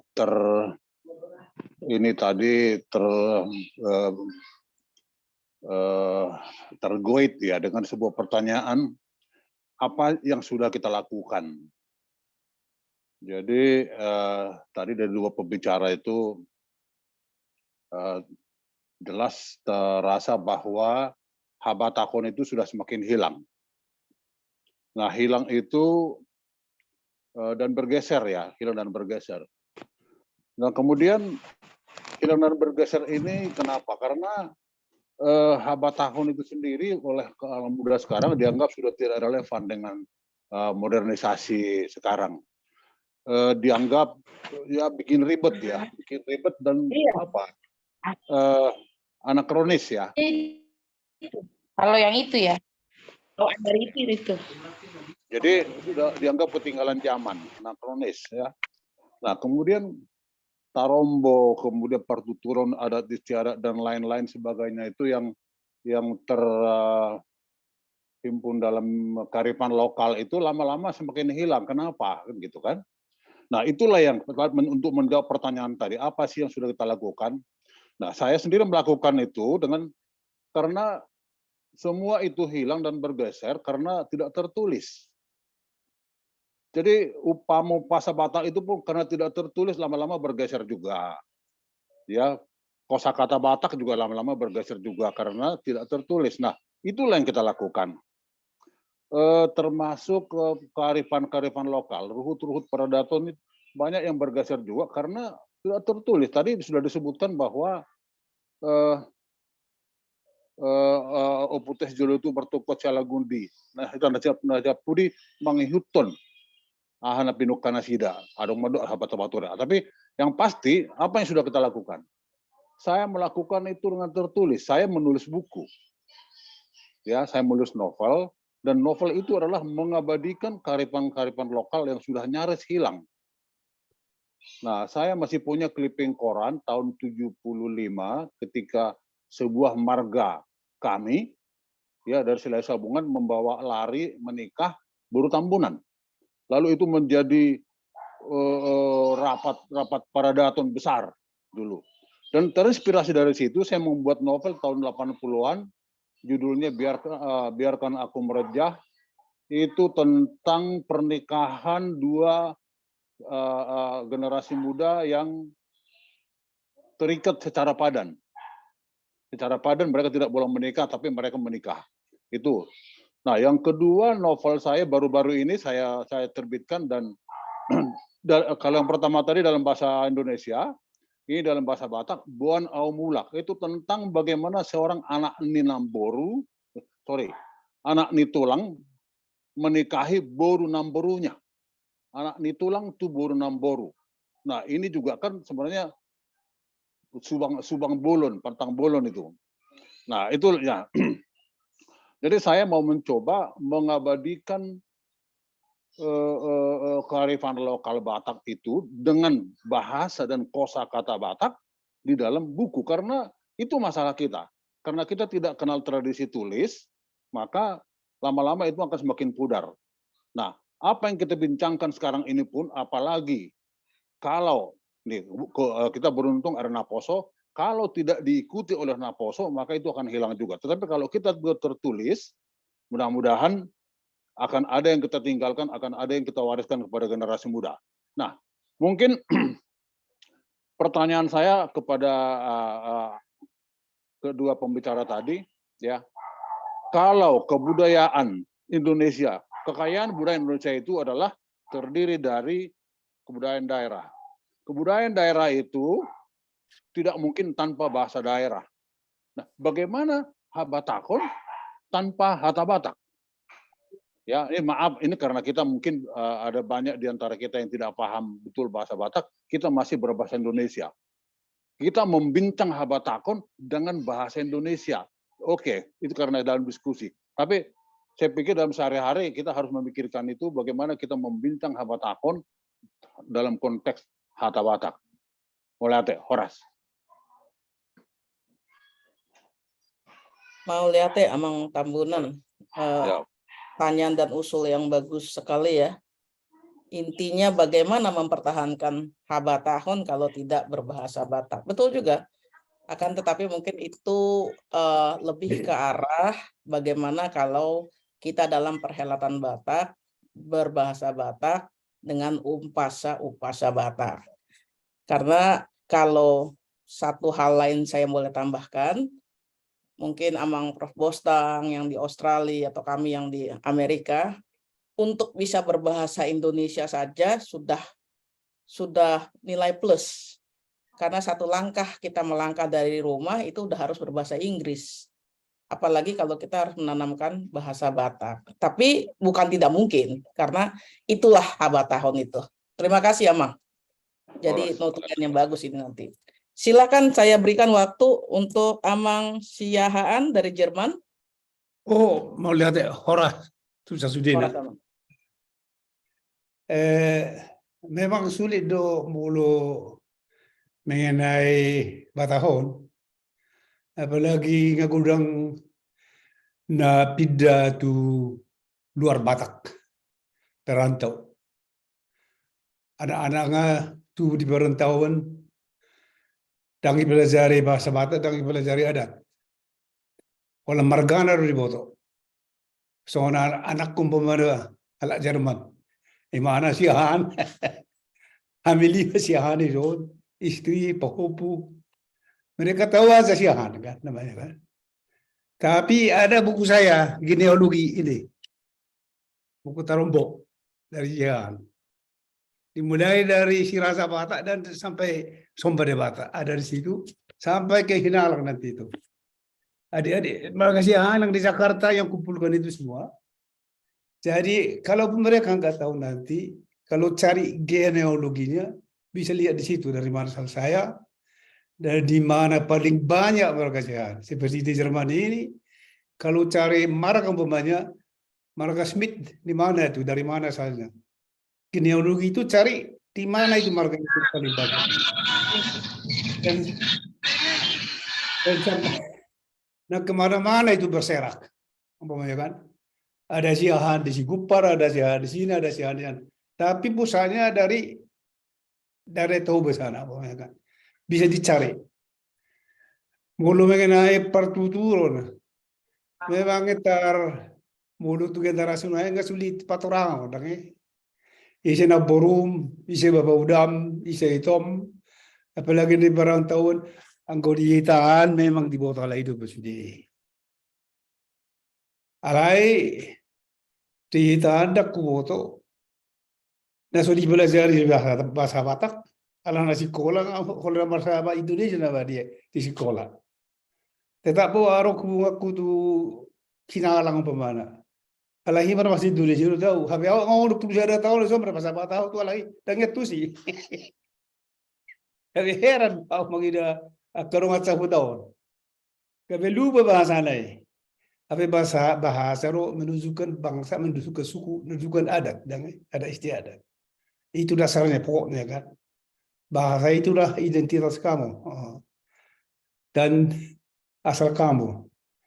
Kalau saya masih ada, masih ada. Jadi baru tuh yang harap bersama Profesor Amang sian sian Australia. Arongko sada dalan haluar siano. Alana ngahia aku bikin sada acara ni borusi masuk di Medan. Ngasongon baru nokku biar bahasa Batahon mago museng dan bahasa nakalog na makatahon mulut tab 50 tahun 70 ni masalah baru menjaga memang kita ngarong hana gramatika mulu halak lau merasa belajar bahasa Batak dan bui boto na managigya makatay madurat to kata Batak pe Sakalado. Kuda nga bulu huwereng dia ka hanami Batak tahawon, Batak forumon. Edi diro na karong abe tinggal di hutan menurut bahasa Batahi, tangi bodo isi hata dia terpisah hata dia na domu. Tersungguh ini maksud tu, jadi sebetulnya konarong konyan halak na berusaha membain gramatik ni bahasa Batak. Asabui di bain songo sada persiasaran nakpe nak keluar ngabui sanon mangida baru deh bahasa Batak. Sada dungi sarakun nakke songo na buku taroboi sebaiknya ya arong manurat setiap marga tarobona na diturun ketua nak kanon asa ibu to ay holan mulut tu mulut luah kala deh. Jadi anak ko bodo do po puku boy magi ibu ko sa dia salah dua anak ko sa si mana kata bata mudo sukun ala ibara sia tadi ho sa kinalang do ina aro ko si bukti lah terus ini maksud tu jadi mulo boy marakana digijang ni mabain buku silsilah na tutoru dungi di syarahon ayo pe buku hata robo di syarah do di ham jadi sudah foto siah sobade bata to ibana rongo hubungan na mesen we ana mesen siahan sobade bata sani maro siah kinala siahan barong atas sama lima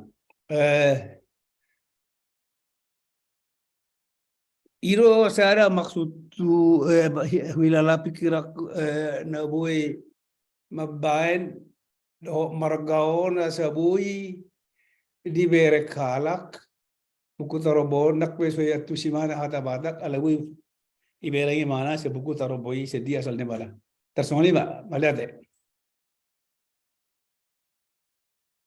mau lihat amang siahaan boy do hujau tulang boy do hujau amang boru alana sudah do habi tu siahaan tapi lebih bagus lagi kalau ini kuburu perdede ini kuburu perdede sudah balela oh itu alai nama mau perahu boru siahaan opukku boru siahaan opung boru dohot opung boru opung bao boru siahaan sada sian dolok martali-tali sada sian sian baligi. Jadi itulah Tarombo itu ya, bisa membuat kekerabatan itu sangat dekat Bapak Ibu ya. Makuling Jadi dari ya deh. wah mang Makuling mu dari ini ku. makuling domo dari ya. Itu pasti ya. Jadi dan di sini apalagi kalau kita di rantau ya Bapak Ibu, itu sangat terasa karena marga itu sangat sedikit. Kalau udah di luar negeri marga itu sedikit. Jadi kita nggak bisa langsung horong tulangnya atau apa naik gitu ke 3 ke 4 ruhutnya itu ya baru dapat gitu. Tapi itulah makuling mudarnya. Baik, Bapak Ibu, kita lanjutkan penonangan kita saat ini. Tadi udah ada 2 yang menyampaikan pertanyaan. Sebaiknya kita lanjutkan dulu pemaparan dari para narasumber. Untuk itu saya mengundang Ito Noventri Sitorus untuk melanjutkan pemaparan. Silakan, Ito. Mau lihat Nang Pelita ya. Salam kenal Amang Inang. Mungkin di sini kita udah beberapa kali ketemu ya. Saya Noventri Sitorus. Saya di sini agak berat ya kalau misalnya disebut narasumber, tapi mungkin saya di sini sebagai fasilitator aja yang mengumpulkan pendapat para generasi muda tentang topik kita ini.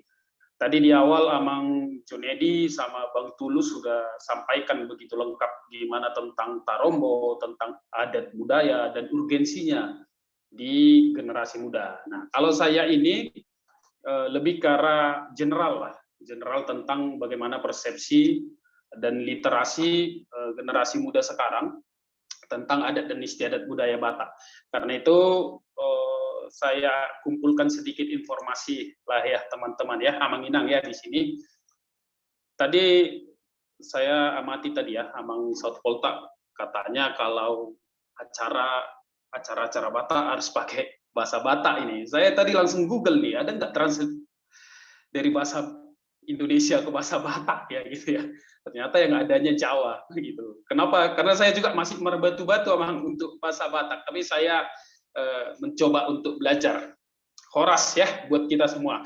Nah, jadi tadi Amang Inang saya coba kumpulkan data, saya kasih survei sedikit untuk teman-teman saya di generasi muda. Mungkin kita sama-sama lihat ya hasilnya gimana sih surveinya kayak gitu ya, Amang Inang.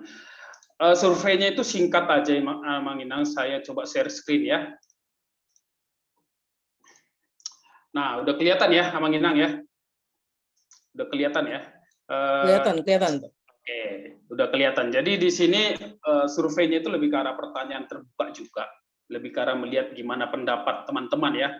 Tapi fokusnya itu untuk melihat apa sih kendala yang mereka hadapi gitu dan bagaimana seberapa berminat mereka tentang adat dan istiadat budayanya.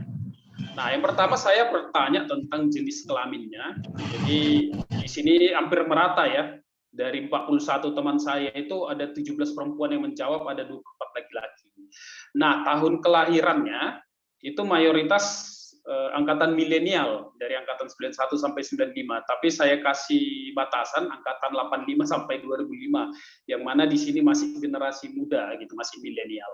Dan tempat kelahirannya kita bagi ya Mang Inang di Sumatera Utara atau bukan Sumatera Utara. Karena kita harus paham bahwa tadi yang dari Amang dari Jerman sampaikan bahwa kalau di luar Sumatera, khususnya Jerman itu udah nggak begitu paham lagi tentang adatnya. Nah, kita juga bertanya, domisili saat ini di mana? Di Sumatera atau luar Sumatera? Sumatera Utara, sorry, di luar Sumatera Utara atau masih di dalam Sumatera Utara? Nah, di sini juga kita tanya Amang ini, apa kamu masih memakai identitas marga untuk semua kesempatan? Dan 39 orang itu sampaikan masih saya pakai gitu. Masih saya pakai ini identitas saya gitu. Nah, ada dua orang ya. Ini seperti baru dapat data lagi. Tapi ada tadi 1 orang itu enggak pakai marga karena alasan khusus. Nanti kita lihat nih apa alasannya. Nah, ini ada kita tanya juga, jika ya tetap memakai kenapa, jika enggak kenapa ya. Nanti kita analisis gitu. Nah, ini kita mulai ke literasi yang singkat dulu gitu. Yang singkat aja, apakah kamu mempunyai padan marga gitu ya. Nah, ini ada 2 orang yang nggak tahu Artinya dari 41 yang saya tanya itu 39 tahu itu mereka itu punya atau tidak badan marga. Ini cukup membanggakan ya Mang Inang ya. Nah, kemudian saya tanya kemudian, apakah kamu tahu margamu itu punya urutan silsilah gitu ya? Punya urutan silsilah gitu. Tapi di sini ada marga saya tidak punya silsilah. Artinya dia tahu ya. Yang ini yang hijau. Kalau yang biru ya saya punya dan saya tahu silsilahnya. Artinya dia tahu itu ada generasi silsilahnya. Artinya di sini ada satu orang yang nggak tahu punya atau enggak. Gitu. Dari 41 responden saya itu, teman-teman saya itu 40 orang itu tahu kalau mereka punya silsilah penomoran atau tidak. Nah, di sini saya agak kena semprot ya. Ada beberapa yang agak bertentangan gitu ya. Dalam adat Batak ada istilah tunggane. Apakah kamu tahu artinya? Gitu. Nah, tunggane ini cukup menurut kita di generasi muda itu cukup soft lah. Biasanya orang-orang manggil marlai gitu ya. Nah, di sini ada 17 orang, 41% itu nggak tahu itu apa tunggane. Nah, lebihnya itu tahu, maaf. 41% itu tahu, tapi sisanya ada 58% itu nggak tahu itu apa tunggane. Dan di sini saya kena semprot, Amang Inang. Banyak yang komplain saya, tunggane itu hanya untuk buat orang humbang, gitu ya. Hanya untuk buat orang humbang itu. Artinya di situ literasinya udah mulai ya, teman-teman ya. Nah, di sini saya kasih pertanyaan singkat aja untuk ada Dalianda Tolu, apakah kamu tahu ketiganya? Nah, itu 90% tahu, gitu. Ada juga memang 4 orang itu nggak tahu. Kemudian saya menanyakan sejauh mana kamu memahami nilai-nilai kebatakan, khususnya tentang marga dan tarombo. Jadi 1 itu sangat tidak paham, yang 5 itu sangat paham. Jadi dari jawaban ini mayoritas itu paham ya. Kemudian apakah kamu punya ketertarikan gitu ya untuk menggali lagi tentang budaya Batak? Dan itu cukup banyak, 4 itu sangat punya ketertarikan gitu ya. Kemudian ada jawaban terbuka, apakah kamu generasi muda gitu tidak peduli tentang ada istiadat, itu apa yang membuatnya? Itu nanti kita analisis. Kemudian apa yang harus dilakukan untuk solusinya? Itu kita analisis. Nah, kita masuk ke hasil analisisnya ya, Mang Inang ya. Ini ada jawaban singkatnya. Ini hasil Excel-nya, kumpulan jawaban yang kita dapatkan ya. Nah, di sini coba kita analisis dari tempat domisili saat ini. Jadi domisili saat ini kita buat yang di luar Sumatera. Nah, yang di luar Sumatera itu, apakah kamu masih pakai marga? Nah, mayoritas itu masih pakai marga di semua kesempatan. Artinya kita melihat di sini memang ada kebanggaan sebagai orang Batak. Nah, kemudian mayoritas juga tahu ya apakah punya padan, karena tadi jawaban mayoritas itu tahu bahwa itu ada punya padan atau tidak gitu. Nah, gimana kalau misalnya kita lihat kalau dia lahir di luar Sumatera gitu, yang dimana itu secara natural dia harus belajar lagi, artinya secara natural tidak itu ya belajar bahasa Batak, dia lahir bukan di Sumatera. Nah, yang bukan di Sumatera itu mayoritas memang pakai marga. Artinya memang ada kebanggaan gitu untuk tentang budaya Batak ya. Tapi ada yang tidak ya, tidak pakai budaya, tidak pakai marga. Kenapa? Ya ini nama diakte tidak ada marga karena memang peraturan daerahnya gitu. Mungkin dulu ada peraturan ya di daerah tertentu, mungkin Amang Inang di sini bisa cerita. Nah, itu sedikit ya tentang tempat kelahiran, domisili kelahiran. Nah, sekarang kesimpulannya gimana, Mang Inang ya? Saya kasih sedikit kesimpulan surveinya, Mang Inang. Yang pertama itu, in general ya, tempat lahir di luar Sumatera, dari 41 teman saya itu, tempat lahir di luar Sumatera bukan berarti nggak belajar adat dan istiadat budaya Batak. Gitu. Tapi memang ada masukan-masukan dari mereka, gitu, yang dimana sebagian dari mereka pengen belajar tapi tidak punya sarana belajar. Nah, yang kedua, generasi muda yang domisilinya di luar Sumatera masih bangga membuat marga. sebagai identitas, kecuali nggak ada di akte ya. Ini peran orang tua dan memang ada peraturan daerah tertentu. Kalau tidak salah dulu di Jawa Barat ya, koreksi Abang Inang kalau itu ya salah ya atau benar. Yang ketiga itu literasi budaya dan adat generasi muda itu sudah bagus. Saya bertanya secara pribadi gitu kan, tapi mereka itu menganggap masih biasa-biasa saja literasi saya ini gitu. Mungkin karena terlalu singkat pertanyaannya, terlalu mudah ya. Deliana Tolu, Tarombo, apakah kamu memahami gitu. Nah, mereka itu umumnya tertarik untuk belajar. Nah, gimana kesimpulan kalau misalnya dari pertanyaan terbuka yang pertama kita ajukan itu, apa yang membuat generasi muda itu tetap memakai marga di setiap kesempatan? Jadi marga ini adalah identitas pribadi, artinya warisan dari orang tuanya. Dan kemudian karena memang legalitas di akte dan ijazah, jadi mau nggak mau dia harus pakai identitas pribadi itu, marga itu. Kemudian yang kedua ini karena adatnya memang begitu gitu loh. Saya pakai marga karena memang adatnya pakai marga.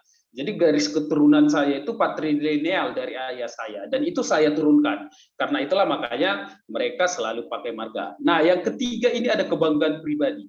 Saya cukup surprise, Abang Inang, ternyata pakai marga itu untuk generasi muda itu memberikan satu kebanggaan. Gitu.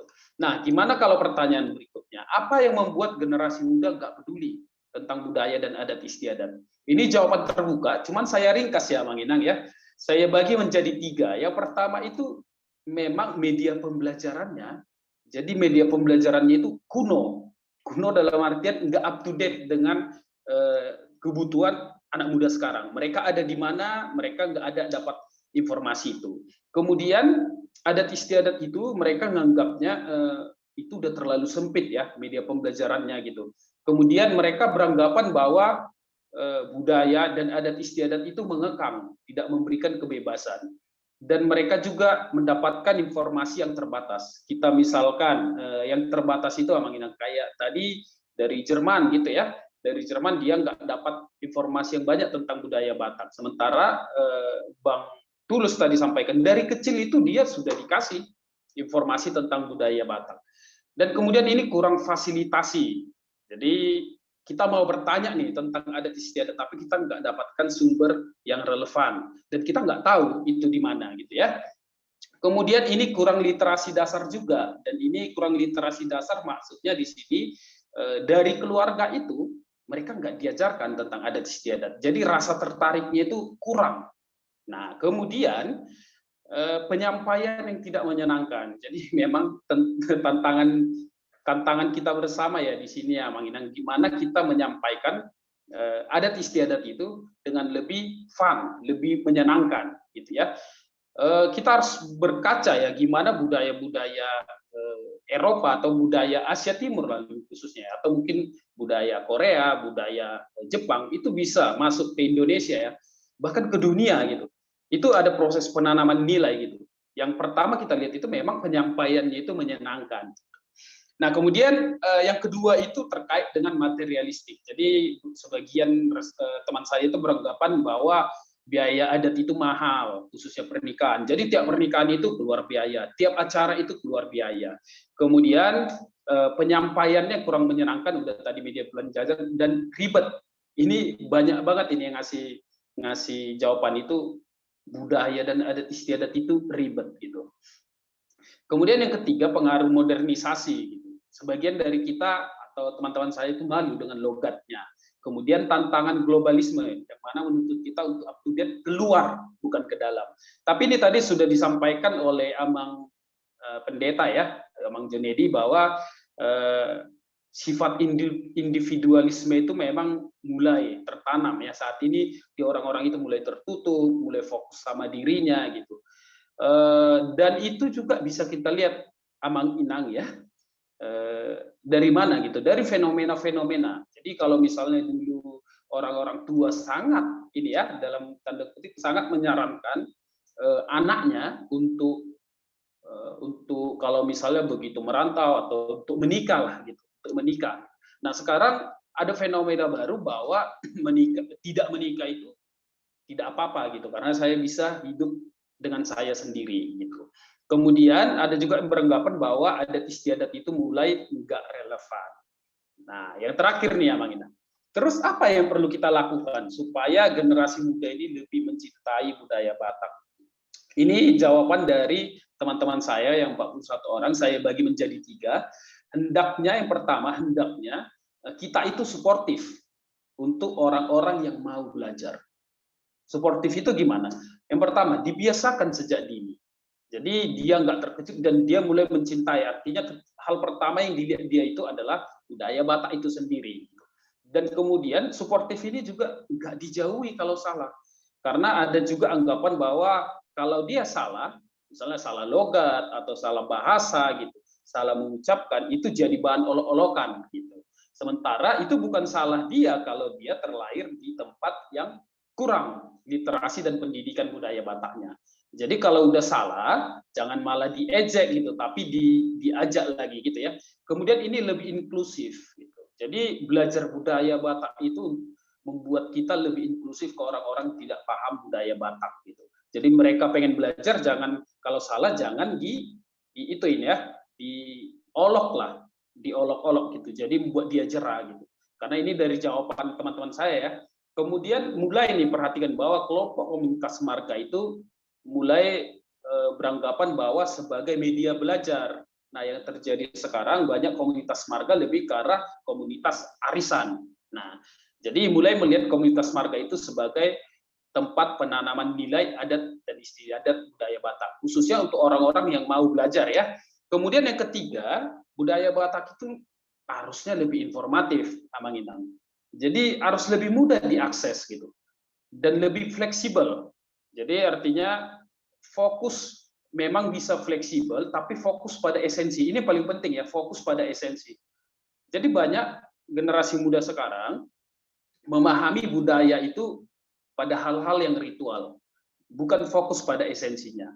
Hal ini mengakibatkan bahwa mereka melihat adat istiadat itu sebagai beban, bukan sebagai identitas yang memang memperkaya dari diri sendiri. Contohnya dalam hal pernikahan. Mungkin Amang Inang lebih paham ya, bahwa pernikahan itu bukan tentang besarnya, bukan tentang megahnya gitu ya. Ada istilah, ada dona balga, ada dona met, gitu ya istilahnya ya. Tapi generasi muda sekarang itu melihat bahwa adat itu adalah suatu pesta yang wah gitu ya. Jadi kita lebih menanamkan fokus pada esensi. Kemudian permudah akses dengan memberikan film-film dokumenter dan pertunjukan budaya. Jadi lebih kekinian, lebih fresh gitu. Dan bisa memberikan literasi dan edukasi online. Jadi bukan hanya terbatas di dalam komunitas tertentu, tapi kita perlebar nih, lebih online gitu. Artinya di seluruh dunia bisa tahu. Dan ini tadi ada highlight khusus dari Amang Saud Poltak sampai membuat buku. Nah, gimana kalau misalnya ada kurikulum khusus gitu dan sering-sering dibicarakan di ruang publik. Itu artinya kita lebih mudah lah mendapat informasi tentang adat dan istiadat budaya Batak. Nah, yang ketiga itu pemahaman diri. Artinya bukan dari luarnya aja, tapi dari kita sebagai generasi muda juga, ayo dong belajar mandiri gitu ya. Kalau kita nggak tahu ya udah belajar gitu. Kemudian kita ikut komunitas Batak. Dan ini yang terakhir namanya, membudayakan pulang kampung. Jadi membudayakan pulang kampung ini bisa banyak hal. Kalau tadi contohnya Mang Junedi katanya, oh bangkainya harus dipulangkan ke kampung gitu ya. Atau mungkin kita punya acara tahunan gitu di Natal atau Tahun Baru gitu. Jadi bukan hanya fokus pada apa yang diberikan, tapi kita juga sebagai generasi muda itu fokus untuk bisa mandiri dan membuka diri untuk adat istiadat budaya Batak.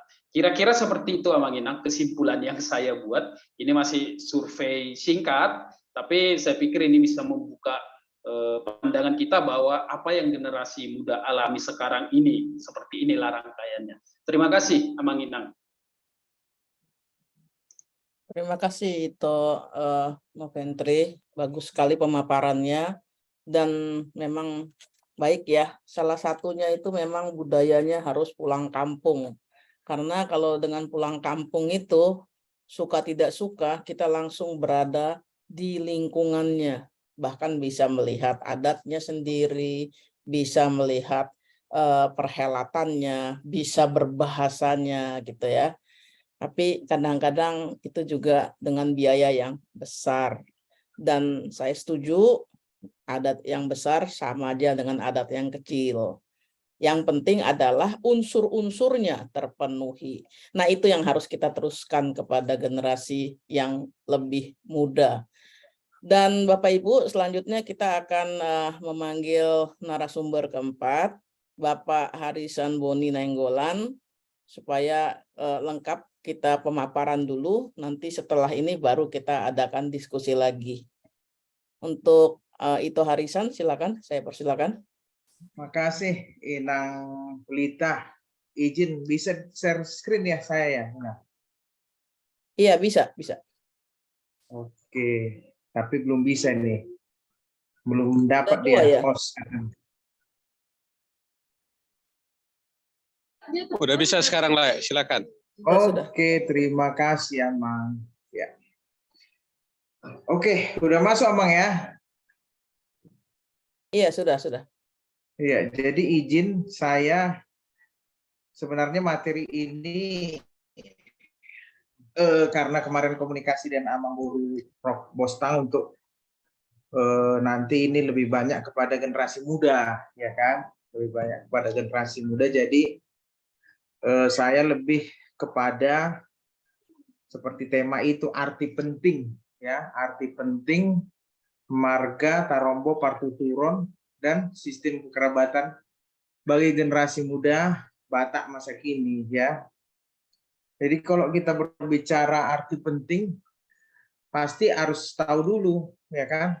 Tadi sudah disampaikan oleh narasumber 1, 2, dan 3, apalagi dari saudara kita, Line of Entry Sitorus tadi sudah begitu bagus untuk menyajikan hasil-hasil penelitian, ya, penelitian yang mungkin sudah diadakan. Jadi kalau saya mungkin ada istilah itu tak kenal maka tak sayang. Jadi capek kita memperkenalkan, tapi orang tidak memahami makna daripada itu tadi. Marga, tarombo, partuturan, dan kekerabatan Dalian Natulu. Mungkin bagi orang-orang tua kami, Amang Inang ini sudah hal yang biasa. Tapi saya lihat di sini ada beberapa yang NHKBP. Saya lihat di sini ada NHKBP mungkin perlu NHKBP Kedaton contohnya kan, ini ada zoomnya. Saya rasa ini perlu dipahami supaya kita memang bisa aktif dalam kegiatan-kegiatan daripada Dalian Natulu kita ini, ya. Sebentar, nggak muncul dia. Oke, ya. Jadi seperti yang sudah kita tahu, sama-sama tahu, kita mengenal Dalian Natulu. Dalian Natulu itu satu somba atau manak mardonga tubuh, elek marboru, somba marhula-hula, ya kan? Itu kan semua adalah sistem kekerabatan kita, ya. Tapi lebih jauh dari itu, kenapa kita mesti melakukan itu? Kita kan kurang mengetahui, ya kan? Kurang mengetahui maknanya. Karena masih ada pemahaman-pemahaman daripada masyarakat Batak kita ini, atau yang kita yakini Dalian Natulu itu adalah wajah atau gambaran religi Batak tua, ya kan? Yang mana ada Banua Gijang, Banua Tonga, Banua Toru, itu tidak terlepas dari situ. Kita harus memahami itu dulu, maka kita bisa melakukan Dalian Natulu itu.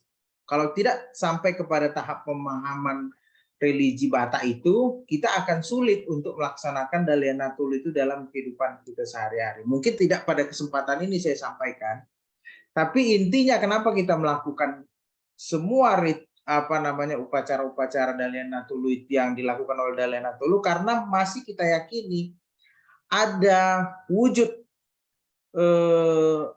debata itu dalam 3 dalihan itu, ya kan? Itu sudah banyak peneliti-peneliti, misalnya Pastor AB Sinaga menerangkan dalam bukunya.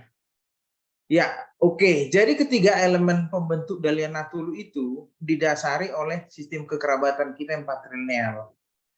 Keturunan mengikuti marga bapak, ya. Marga klan berfungsi untuk menentukan kekerabatan dengan marga seseorang, memastikan bagaimana pertalian kekerabatan dengan panggilan orang lain. Marga merupakan pertanda bahwa orang-orang merupakan keturunan dari kakek yang sama, atau dengan keyakinan bahwa orang-orang yang menggunakan marga terjalin hubungan darah yang akibatnya terdapat larangan kawin bagi wanita dan pria yang mempunyai marga yang sama. Ikatan kekerabatan disebut dengan dongan sabu tuha atau keturunan satu perut. Tadi sudah disinggung penghantar oleh Amamburu Prof Bostang, ada Padan.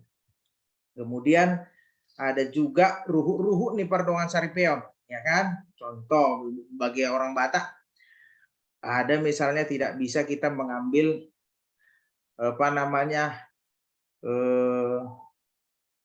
boru yang bisa kita ambil itu perkawinan ideal adalah boruni tulang, kan begitu. Sebaliknya nggak boleh, ya kan?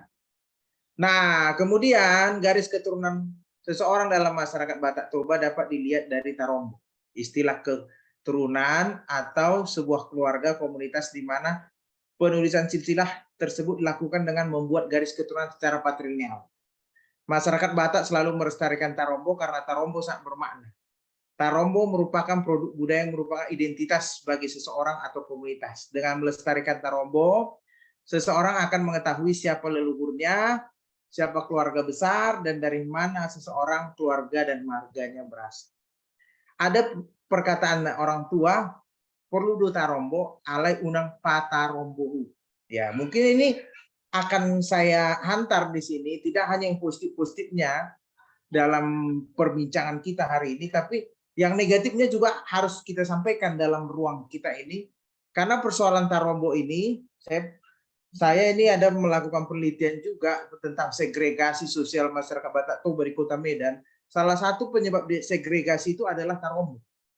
Jadi ada misalnya, karena kita berhubungan dengan partituron, jadi kan ada positifnya yang dapat dan ada yang negatifnya, kan begitu. Jadi Tarombo ini misalnya ketika dia di perantauan, bisa nomornya berubah. Nah, ini menjadi suatu persoalan juga, ya kan?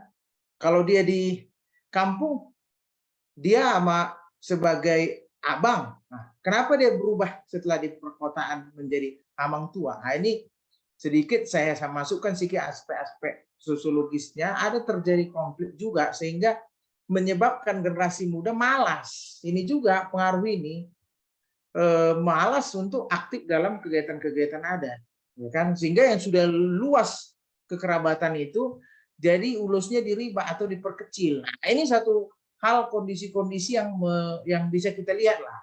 Tadi sudah dipaparkan oleh pemapar-pemapar yang sebelumnya, harmoninya, tapi saya mau membawa dulu kepada suatu realitas sosial di mana memang terjadi yang seperti ini. Maka orang tua yang saya wawancarai perlu do Tarombo ale unang patarobo. Nah, bagaimana solusinya itu? Maka ada satu hal yang perlu kita pegang adalah partitur. Nah, itu dia. Bagaimana kita supaya tidak terjadi silang pendapat atau selisih-selisih paham, ya kan? Nah, apabila ada dua orang Batak Toba, ya, bertemu dan sebelumnya saling mengenal, maka mereka akan terlebih dahulu Tarombo, ya kan? Terlebih dahulu Tarombo, mencari posisi, garis keturunan, sistem kekerabatan, dan demikian dapat diketahui yang lebih tua dan dari yang lain menurut silsilah pemberi istri, ya. Sedangkan patrilineal mengakibatkan kedudukan anak laki-laki sebagai urus marga orang tuanya, sedangkan anak perempuan disiapkan menjadi orang lain, memperkuat keturunan orang lain. Anak laki-laki yang membentuk kekerabatan. Penciptaan hubungan melalui perkawinan, ya, disebutkan mamuka pertondongan, yang tidak hanya mengenai pasangan yang baru kawin dan generasi pertama yang dilahirkan, tetapi menegakkan suatu keadaan yang terus berlanjut, ya. Nah, itu dia. Oke. Jadi ketika kita berbicara Dalian Natolu itu seperti yang sudah kita ketahui itu adalah tungku, 3 batu, ya kan? Jadi ada kesejajaran ya. Kalau satu rusak, nggak akan mungkin masakan itu bisa dimasak, dia akan tumpah, ya kan? Nah, jadi seperti itu juga unsur kekerabatan Dalian Natolu itu menyangkut bersikap ya, bersikap bagaimana somba marula-ula, manak mardongat tubuh, kemudian hati-hati, bijaksana, ya kan? Kasih sayang kepada buru, itu mungkin sudah tahu ya. Nah, kepada Dongan Sabutuha lahir dari butua yang sama, itu ibu mereka sendiri, ya kan? Kemudian kepada orang tua dari pihak istri dinamakan hula-hula. Etnis Batak Toba sangat menghormati hula-hula. Kepada Dongan Tubu harus hati-hati. Nah, ini dia. Mereka tinggal dalam perkampungan yang sama, halaman yang sama, ladang yang sama. Dengan demikian hampir setiap bertemu dengan rentan. Kecemburuan, persaingan, perkelahian, menghindari hal-hal demikian, maka perlu kehati-hatian. Ini tadi sudah disampaikan oleh Lai Pardosi, merdonga tubuh seperti misalnya di kantor harus hati-hati. Yang betul hati-hati. Jadi berulang kali, misalnya kami ada internal, sering sekali misalnya, oh ini dia sebagai siabangan, memperebutkan siabangan. Ya kita sebagai misalnya orang yang datang, itu pengalaman-pengalaman saya, misalnya saya merantau di sini, oh ekonomi usia kangen. Kalau kita tidak memiliki nilai damai di dalam diri kita, nggak ikut kita dengan kumpungan itu, ya kan? Tapi karena ada suasana damai, oke, oleh kita hargai, oleh tolong atau orang semamang Tuhan nih ngomakan. Ini situasi-situasi yang membuat juga orang malas untuk dalam hal perkumpulan aspek seperti itu, ya karena ada yang lebih tua atau yang lebih muda mau dianggap lebih tua, ya kan? Karena ada ini tadi dalam rentan dengan kecemburuan, persaingan, perkelahian, tahap yang diperebutkan, kan begitu. Oke, jadi intinya Dalian Natolu itu mengedepankan kesetaraan, kesederajatan, sama pentingnya satu sama lain. Tidak ada yang lebih tinggi, tidak ada yang lebih rendah, semua sama. Tidak ada diskriminasi. Tidak ada pembedaan baik agama, ras atau golongan. Partuturan. Nah, jadi kalau ada pun persoalan-persoalan itu, ada baiknya kita selesaikan melalui partuturan. Sistem kekerabatan Batak Toba dalam berinteraksi. Partuturan merupakan kearifan lokal, di mana hubungan interaksi setiap individu ditata menurut bertutur sapa. Individu yang satu mengetahui tutur sapa individu yang lain. Partuturan yang ada dalam sebuah lingkungan atau desa terus diterapkan di perantauan menjadi solusi berbagai perbedaan pendapat tentang Tarombo. Jadi harus partuturan yang harus kita bawa untuk memahami pembedaan pendapat tentang Tarombo. Oke. Bagaimana upaya membekali generasi muda dalam pelestarian habitat? Ini menjadi sebuah perbincangan di WA Group tim Batak Diaspora Marnonang ini. Jadi kalau kita mau membangun persaudaraan Batak, berarti memakai marga sebagai jalur membangun persaudaraan ke dalam marga atau juga keluar marga. Melalui orang Batak bisa membangun berbagai hal. Marga muncul dari nenek moyang yang namanya dijadikan marga. Marga mengandung nilai budaya dan sistem keturunan yang mendalam. Nah, makna terdalam dari penyandangan nama nenek moyang itu adalah kesatuan dan persatuan keturunan, sehingga terbangun perdamaian dan persaudaraan.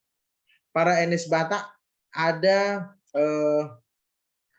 istilah yang menyebutkan sisada luhun, sisada lasniroha, sisada anak, sisada buru. Nah, ini dia. Jadi ada suatu kesedihan dan kegembiraan, sekepemilikan anak dan kesekepemilikan buru. Ini sudah saya rasakan. Bagaimana ketika di dalam keluarga kami itu ada yang kurang srek antara Hamina Marhamarani. Tapi kita memiliki kawan yang lain, yaitu adalah kawan-kawan kita satu marga, satu kumpulan. Misalnya kami di Medan pada waktu itu. Jadi pada waktu ini pengalaman yang saya sampaikan pada waktu saya menikah dan orang tua saya Sari Matua, itu semua adalah kumpulan yang melaksanakan. Baik itu kumpulan marga Parhusik, Ikutan Medan maupun marga Nenggolan. Jadi bagaimanapun ceritanya, kita tetap satu suka dan duka. Nah ini dia yang harus kita pahami. Kenapa? Karena ada Sisada Lungun, Sisada Lasniroha, Sisada Anak, Sisada Boru. Jadi kalau ini tidak ada dipahami oleh generasi muda, agak sulit kita untuk memahami dan melaksanakan adat itu, ya kan? Pasti apalagi generasi muda milenial, misalnya seperti kami di Tarutung ini, banyak anak-anak generasi muda, marwah mah kita masuk punguan STM. Nah, saparadatan, salah seorang kami saparadatan 2 STM, 180 kakak. Nah, berarti secara kalkulator. Nah, ini kan belum lagi banyak lagi generasi muda yang sudah berkeluarga. Nah, nantilah kalau udah mau ngawinkan anak kami masuk punguan marga. Nah, ini karena tidak memegang prinsip Sisada Lungun, Sisada Lasniroha, Sisada Anak, Sisada Boru ini. Nah, jadi itu dia. Jadi ada nilai kultural, seperasaan, sepenanggungan, sekepemilikan, ya. Jadi ada sada pakilalaan, sada boban, sada ugasan, ya kan? Etnis Batak memegang kuat prinsip solider.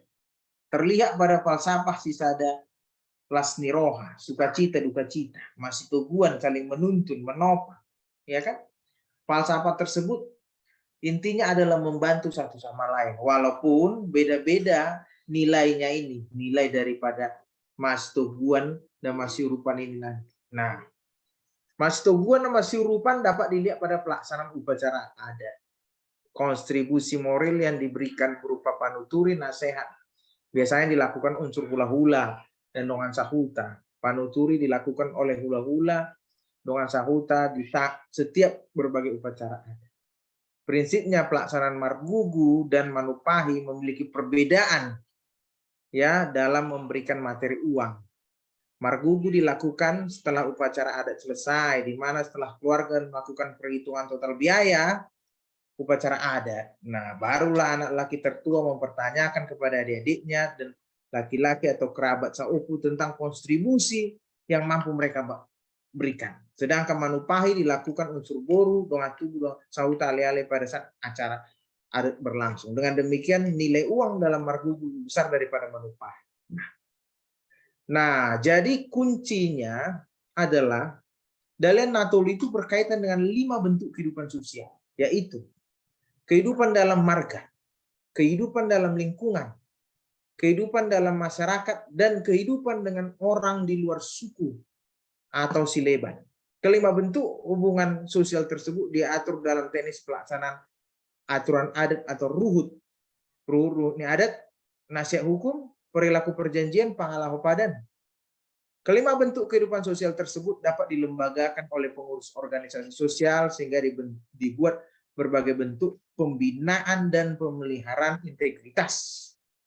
Baik, walaupun tradisi mendirikan kampung tidak lagi sebagai awal kelahiran marga, soliditas marga dan antar marga di luar kampung, daerah perantauan atau tempat tinggal merupakan kampung baru. Pada daerah perantauan telah didirikan kumpulan seperti kumpulan marga Nenggolan Anak Burbere atau kumpulan halaman Bonapasogit seperti Persaudaraan Paronan Balige serta kumpulan muda-mudi sehingga sistem kekerabatan tetap terjalin.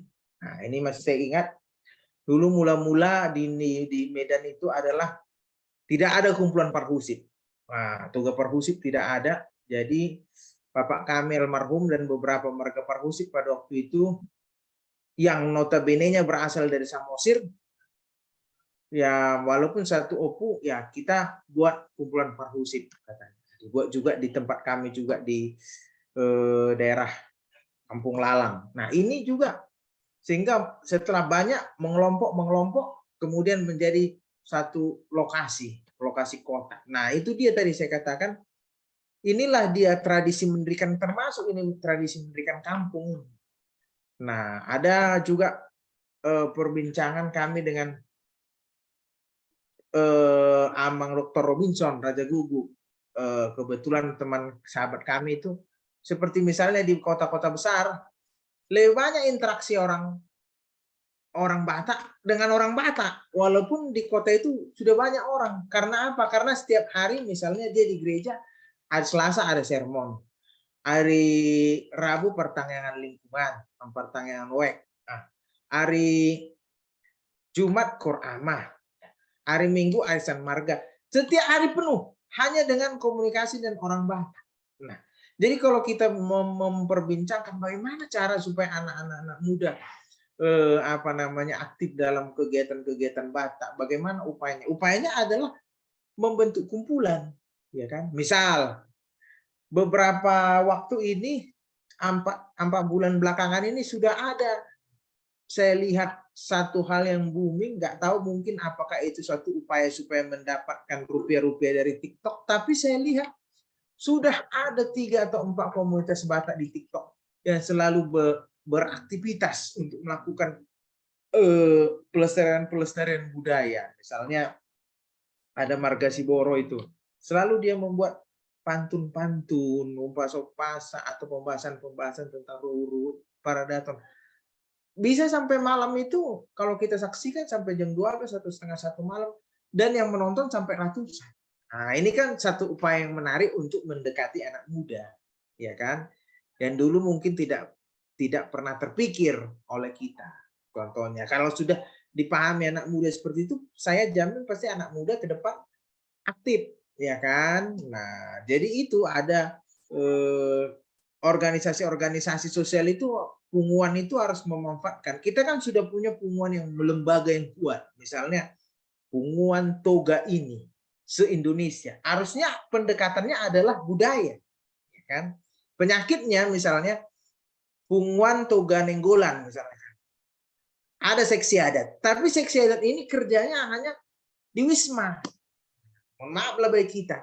Tidak ada pelatihan-pelatihan, tidak ada workshop, tidak ada upaya-upaya. Saya ikutin ada satu yang bagus itu Punguan Raja Silai Sabungan Banten. Bisa kita lihat itu di YouTube. Itu yang sangat bagus. Setiap Senin malam ada kegiatan-kegiatan mereka di situ. Dan itu sudah juga kepada generasi-generasi muda yang diseser di situ adalah yang baru-baru menikah, baru-baru berkeluarga, sehingga berani tampil. Jadi ada cerita begini di kumpulan kami. Kebetulan Amang Boru ini marga Storus. Jadi kebetulan di tempat kami ini marga Storus ini tidak ada yang kurang berani lah mungkin marhata. Jadi datang dari kota Taruta. Ayo mamu, soalnya hamu nabui naison indah kan, waduh indah, gak bisa luar roh. Seperti kami juga begitu. Ada pesta kemarin marga Nenggolan Parusik di sini di tempat kami nih setelah kita sekolah. Datang dari luar, dari Ramunia, dari Pakan sebagai perhata. Ini kan satu hal yang miris, kenapa mesti orang jauh datang? Padahal ada di sini. Kenapa? Di mana kurangnya? Karena memang organisasi itu tidak meregenerasi. Makanya selalu saya sampaikan regenerasi itu perlu. Nah, seperti misalnya perguruan tinggi atau sekolah, misalnya ada di Dolok Sanggul membuat workshop perkawinan. Itu kan sangat bagus kalau dilakukan. Jadi dilatih anak-anak SMA itu untuk melaksanakan workshop perkawinan. Ya kan? Dibuat dioramanya, kegiatannya bagaimana, itu bagus, ya kan. Jangan tidak ada anekdot kenapa orang tua tidak memberikan atau tidak mengajari. Ayo matong asaunang mago piga panukuno nih. Nah ini persoalan, tidak ada persoalan seperti ini. Padahal kan kita butuh jangan sampai ada mago pusuk. Kalau sudah sempat mago pusuk, habis sudah nggak ada lagi cerita itu. Jadi memang supaya kita latih melalui organisasi Batak ini supaya bisa hidup. Saya sangat optimis, apalagi sudah ada TikTok ini. Saya ikuti perkembangannya 4 bulan ini. Setiap malam saya ikutin mereka, saya ikuti.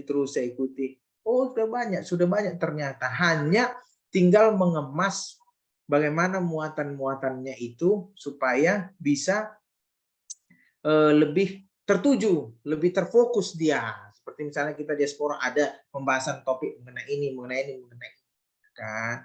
Saya rasa itu sangat bagus karena kalau kita masih mau pegang terhadap partuturon dan hukum-hukum sosial yang ada di Tanah Batak, tidak akan mungkin terjadi persoalan ataupun konflik. Kenapa semakin menurun anak muda? Ini menjawab juga pertanyaan, kenapa semakin menurun anak muda terlibat untuk budaya Batak? Tadi sudah disampaikan budaya Batak itu membosankan dan sebagainya, konsumerisme sehingga banyak biaya. Tapi ada hal yang lebih di samping itu lagi, ada luka-luka lama yang membuat anak-anak muda malas. Dan orang tua, sudahlah, nggak usah lagi ke kampung. Karena ada konflik-konflik yang internal ataupun yang membuat orang malas untuk tetap menjalin hubungan kekerabatan. Padahal kalaupun ada persoalan namardonga tubuh, selalu kita berprinsip tapulon aido namardonga tubuh. Tidak bisa itu dipisahkan. Jadi tetap akan terjalin. Bagaimana menjalinnya? Pasti akan jumpa di adat melalui organisasi atau kumpulan marga kita. Saya rasa itu nanti akan lebih banyak lagi kita diskusikan. Tapi saya menghantar dari segi adanya gejala-gejala permasalahan-permasalahan sehingga anak-anak muda tidak terlalu aktif ya, permasalahan-permasalahan sosial seperti konflik itu, dan itu sangat besar apalagi karena saya tinggal di daerah di kampung halaman sangat besar. Kenapa tidak ada aktif? Nggak malas betong pangarator membangun tuita ya kamar berbeda doi hutan. Inilah contoh. Saya rasa begitu. Terima kasih kepada Amang Boru Prof Bostang dan tim yang sudah memberikan kami sebagai narasumber. Kita akan banyak lagi berdiskusi. Saya kembalikan kepada Inang Pelita sebagai moderator. Baik, terima kasih itu Harisan. Baik sekali pemaparannya ya tentang arti pentingnya untuk generasi muda dan bagaimana generasi muda menyikapinya. Amang Inang, sebetulnya kalau dalam perhelatan atau diskusi kita biasanya kita itu selesai jam 10 ya. Ini jam 9 maksud saya, di sana jam 9. Ini udah selesai sampai jam 9, tapi sepertinya diskusi kita ini sangat menarik dan bahkan yang paling baik lagi adalah ada ketertarikan dari generasi muda.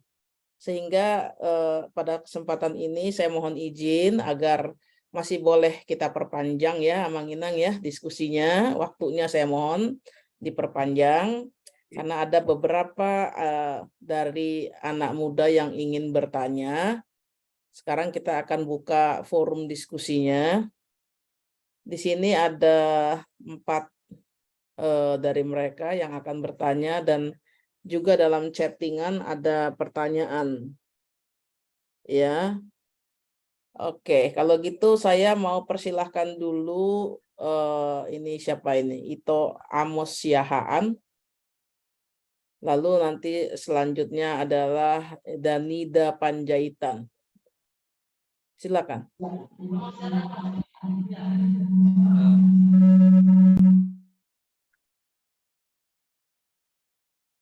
Ada itu Amos Siahaan ini? Di unmute dulu Amang. Ya. Shalom buat kita semua Horas. Saya dari Naposo Bulong Katon. Mau nanya ini kan aku pernah dengar nih ada istilah Paribana Sobo Dialog. Nah itu pengertiannya itu gimana?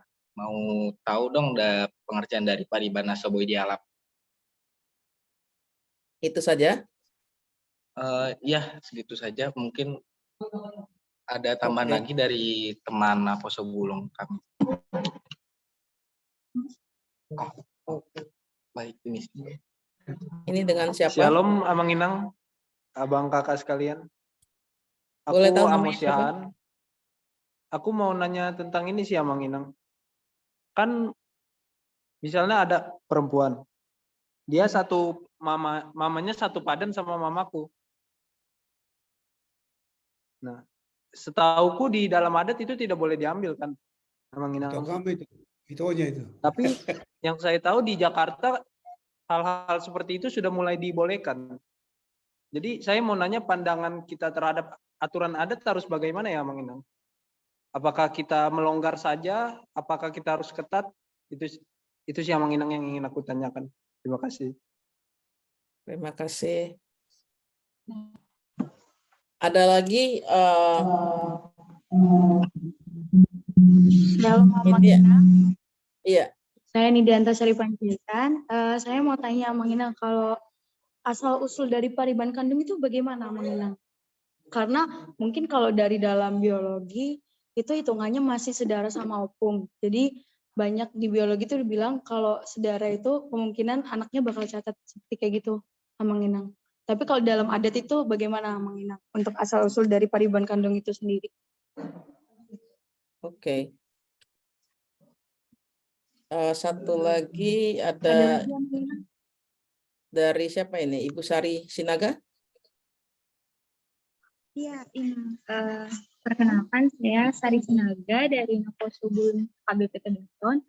Jadi sini saya mau nanya, dari yang saya tahu itu kan jenis-jenis tulang ada banyak, kayak ada tulang naposo, ada tulang rorobot, benak tulang, dan banyak jenis tulang lainnya.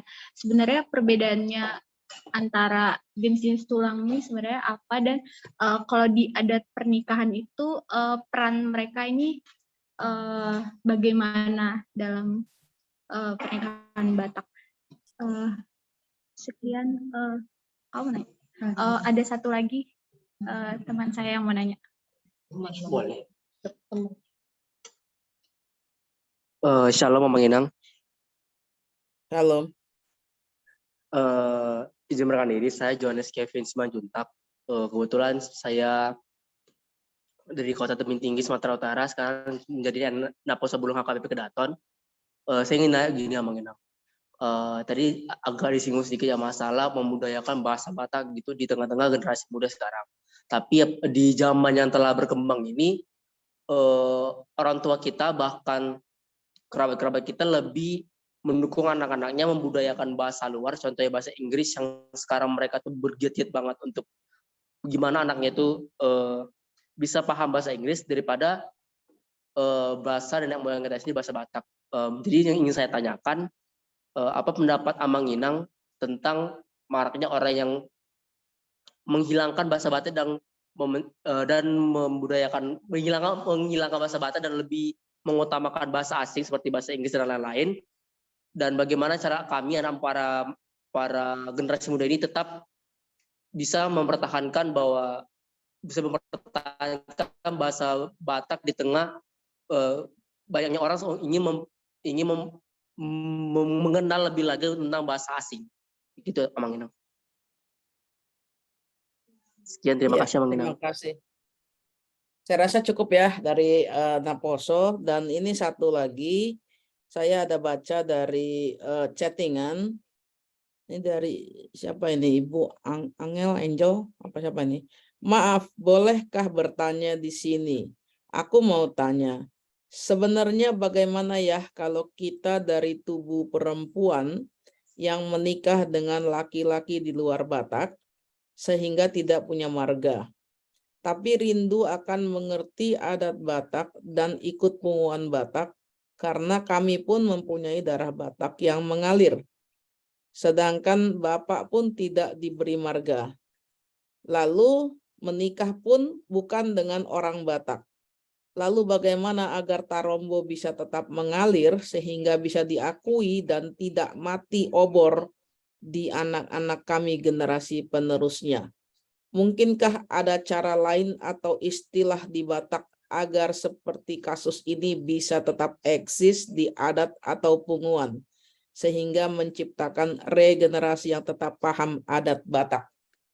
Saya rasa itu berarti ada 7 pertanyaan yang dipertanyakan dari teman-teman adik-adik di Kedaton dan 1 dari peserta yang melalui chatting. Silakan Amang, para narasumber mungkin mau memberikan sedikit tanggapan. Siapa yang bisa berkenan lebih dahulu? Amang Harisan atau Amang Tulus?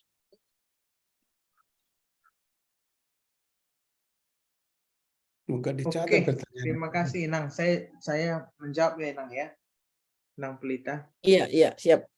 Ada pertanyaan mengenai bahasa ya, keterampilan berbahasa ya, kemampuan berbahasa. Iya, bagaimana mempertahankan bahasa sementara orang tua itu udah memilih bahasa di luar Batak, bahasa Inggris dan lainnya. Iya, jadi memang kan cara-cara membuat kalau kita pelajari ya cara-cara supaya kita bisa memahami atau menangkap bahasa itu kan adalah bahasa ibu. Jadi memang ibunya yang di rumah yang harus lebih menekankan bahasa Batak. Persoalannya kalau ibunya juga bukan orang Batak repot juga, ya kan? Itu juga dia persoalannya. Jadi yang pertama ya orang tua, yang kedua adalah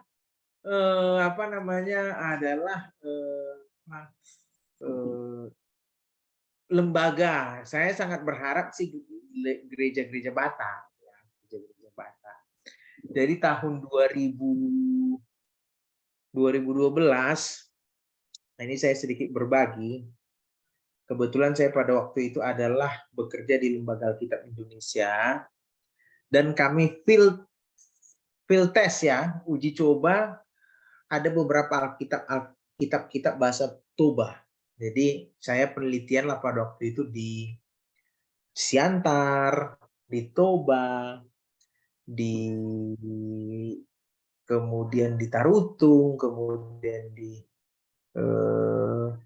Samosir, kemudian di Jakarta. Muncul suatu hasil penelitian bahwasannya memang terjadi di 2012 memang terjadi pada waktu itu sangat sedikit orang yang memahami bahasa Batak walaupun di Bonapasugit sekalipun. Itu kami menjalankan angket dan membuat wawancara dan juga saya menanya alamat aja gereja KIP di Balige di mana, saya tanya kepada anak SMA di sana katanya. Padahal Ibu merhata Batak orang situ dia do gereja KIP. Oh di sana Pak, nanti kiri lagi baru kanan lagi ya kan. Padahal dia sudah anak SMA. Itulah situasinya. Jadi timbullah pada waktu itu satu kesimpulan yang mana ada beberapa tim penerjemah bahasa Batak itu salah satunya adalah Opung almarhum Simangunsong mantan Ibu Urus Hakai, kita dona salah sebagai perhaladu katanya. Kita menggunakan ibadah berbahasa Batak, tetapi gereja kita juga berbahasa Batak, tapi kita tidak terlalu menekankan supaya anak muda membuat itu, ya kan, menggunakan bahasa Batak. Jadi misalnya begini, apa hubungannya dengan orang tua? Kita sudah punya lembaga-lembaga gereja, misalnya gereja Batak lah misalnya. Orang tua harus menekankan bahwasannya anak muda itu, apalagi di perantauan, misalnya kita masuk kumpulan Naposo, kor Naposo itu harus diibadah berbahasa Batak. Jangan diibadah berbahasa Indonesia. Itu salah satu contoh.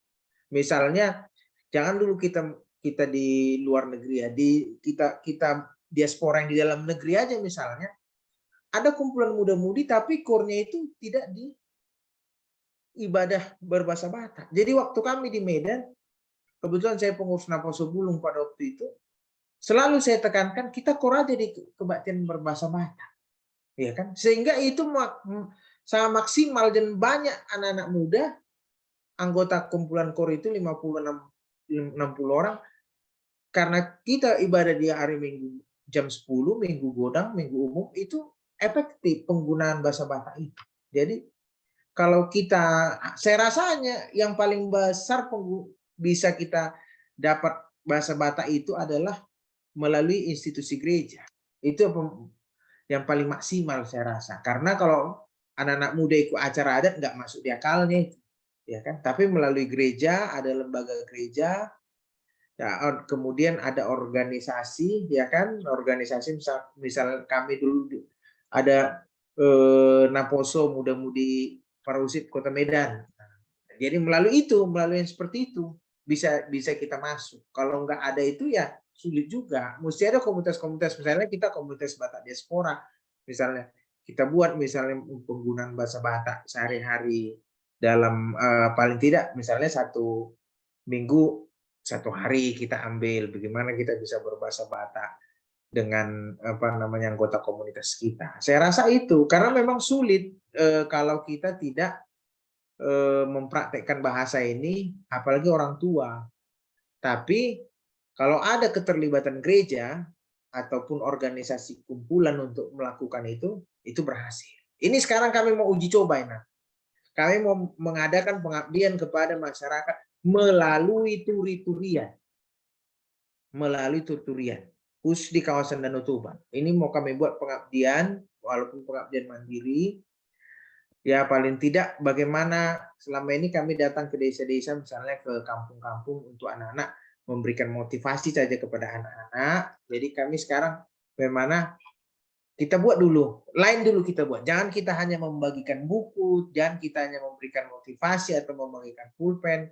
Atau sekarang kami sudah membuat bagaimana pendekatan misalnya ekobrik melalui budaya 50 dana 5 payas, ya kan 5 payas. Nah, itu kita buat dan juga kita masukkan juga nanti bagaimana turturian, ya kan? Karena memprihatinkan, jangankan yang di diaspora, kampung halaman pun nggak tahu lagi. Ternyata misalnya ada turi-turian si Buru Tumbaga menceritakan kesulitan, ada makna-makna yang terdalam di situ, sangat mengerikan apabila orang hanya tidak memiliki ito dan sebagainya. Ah, ini kan bisa dilakukan pendekatan-pendekatan seperti itu saya rasa. Kalau tidak ada pendekatan-pendekatan yang menarik, pasti orang juga tidak ini. Misalnya perlombaan turturian, itu kan menggunakan bahasa Batak itu bisa hidup. Saya rasa itu mungkin ditambahilah oleh narasumber atau orang tua yang lain yang bisa menambahkan supaya lebih mantap lagi penggunaan bahasa Batak ini. Ya kan? Ya. Iya. Ya, terima kasih itu Harisan. Memang saya setuju juga dengan harusnya itu dari orang tua untuk bahasa Batak. Tapi tidak tertutup kemungkinan karena kita berlingua franca yang berbeda itu sangat sulit ya. Karena seperti ada siapa ini? Seperti ada di sini. Jadi ada kita orang Batak di sini, dia berbahasa Inggris dan berbahasa Batak saja, tidak bisa berbahasa Indonesia. Karena di rumahnya orang tuanya berbahasa Batak. Jadi itulah memang sangat pentingnya bahasa ibu diajarkan sedari kecil. Jadi dia sangat fasih berbahasa Batak tapi tidak bisa berbahasa Indonesia. Jadi kalau kita memang mau melestarikan bahasa Batak, saya setuju dengan narasumber tadi Pak Harisan, kalau bisa memang dari kecil dan dari ibu. Ada yang ingin mau menambahkan, kayaknya Amang Sihan mau menambahkan ya? Mau lihat ya. Dulu saya mengenai apa dulu, marga itu dulu kembali dulu.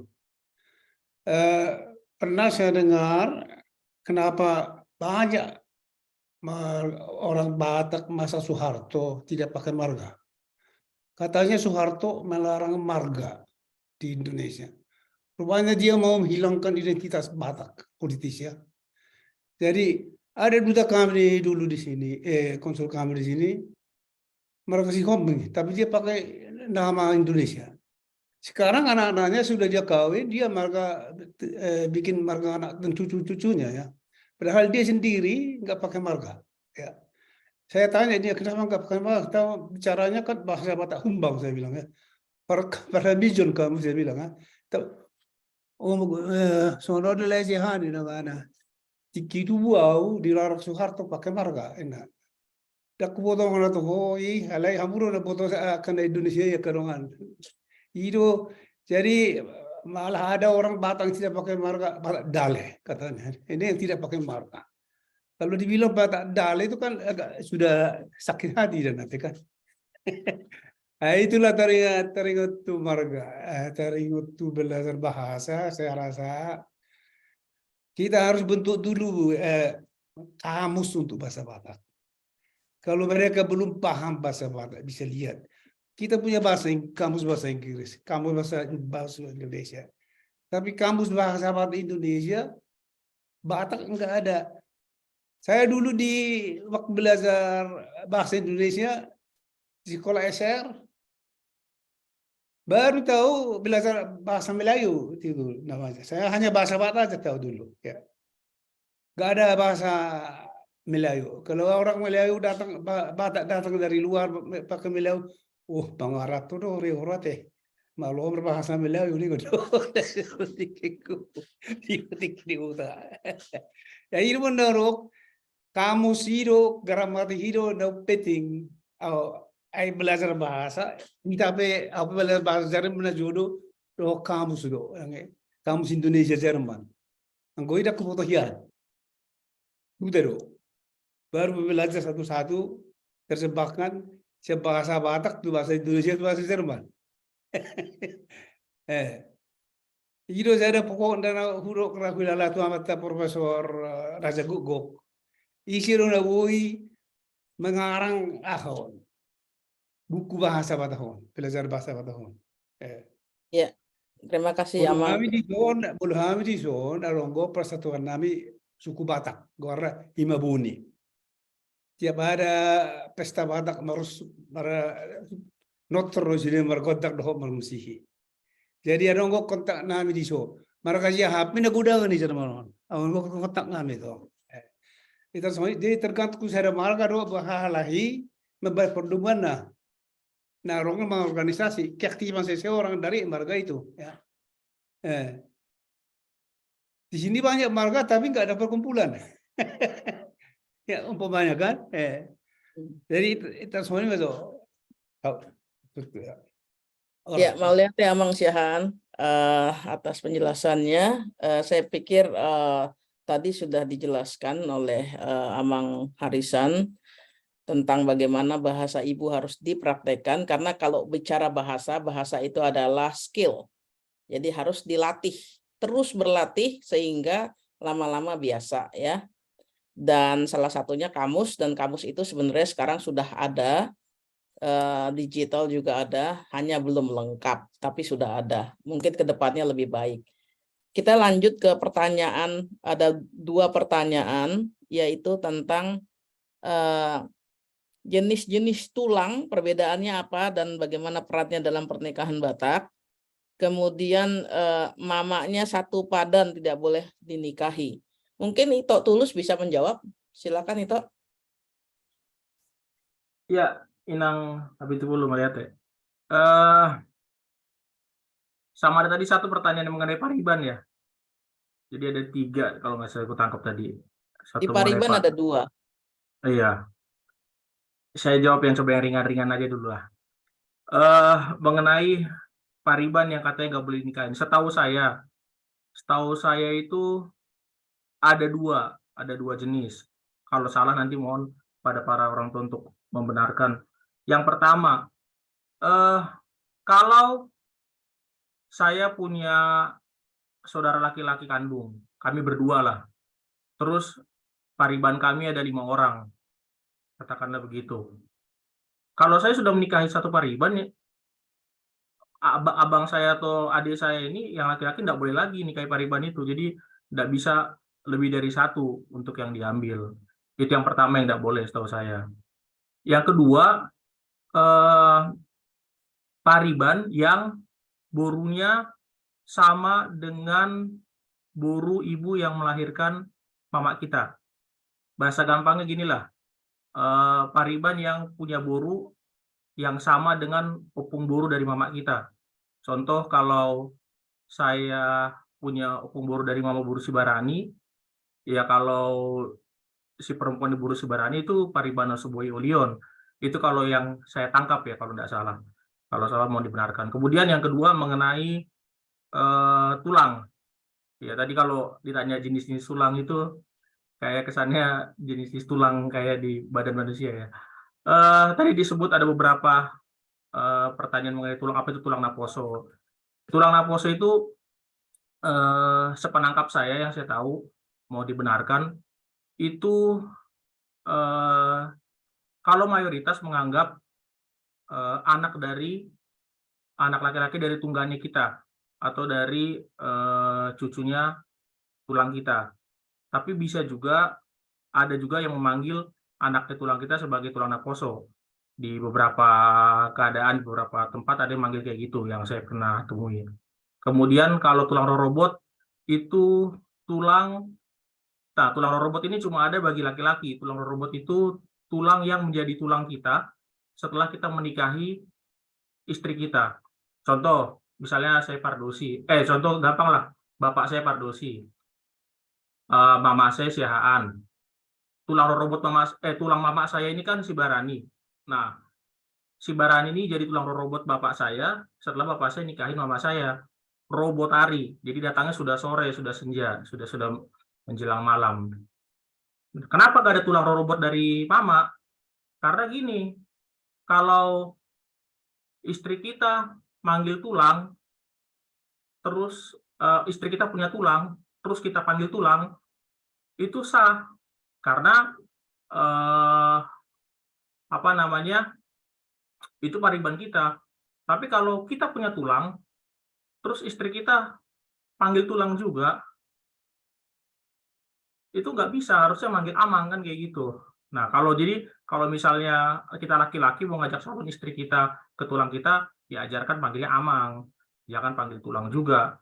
Karena kan hordo jawi tongdo margulang-gulang, manang sia dia bere mangalap boru, tongdo boru ni tulang, kan seperti itu.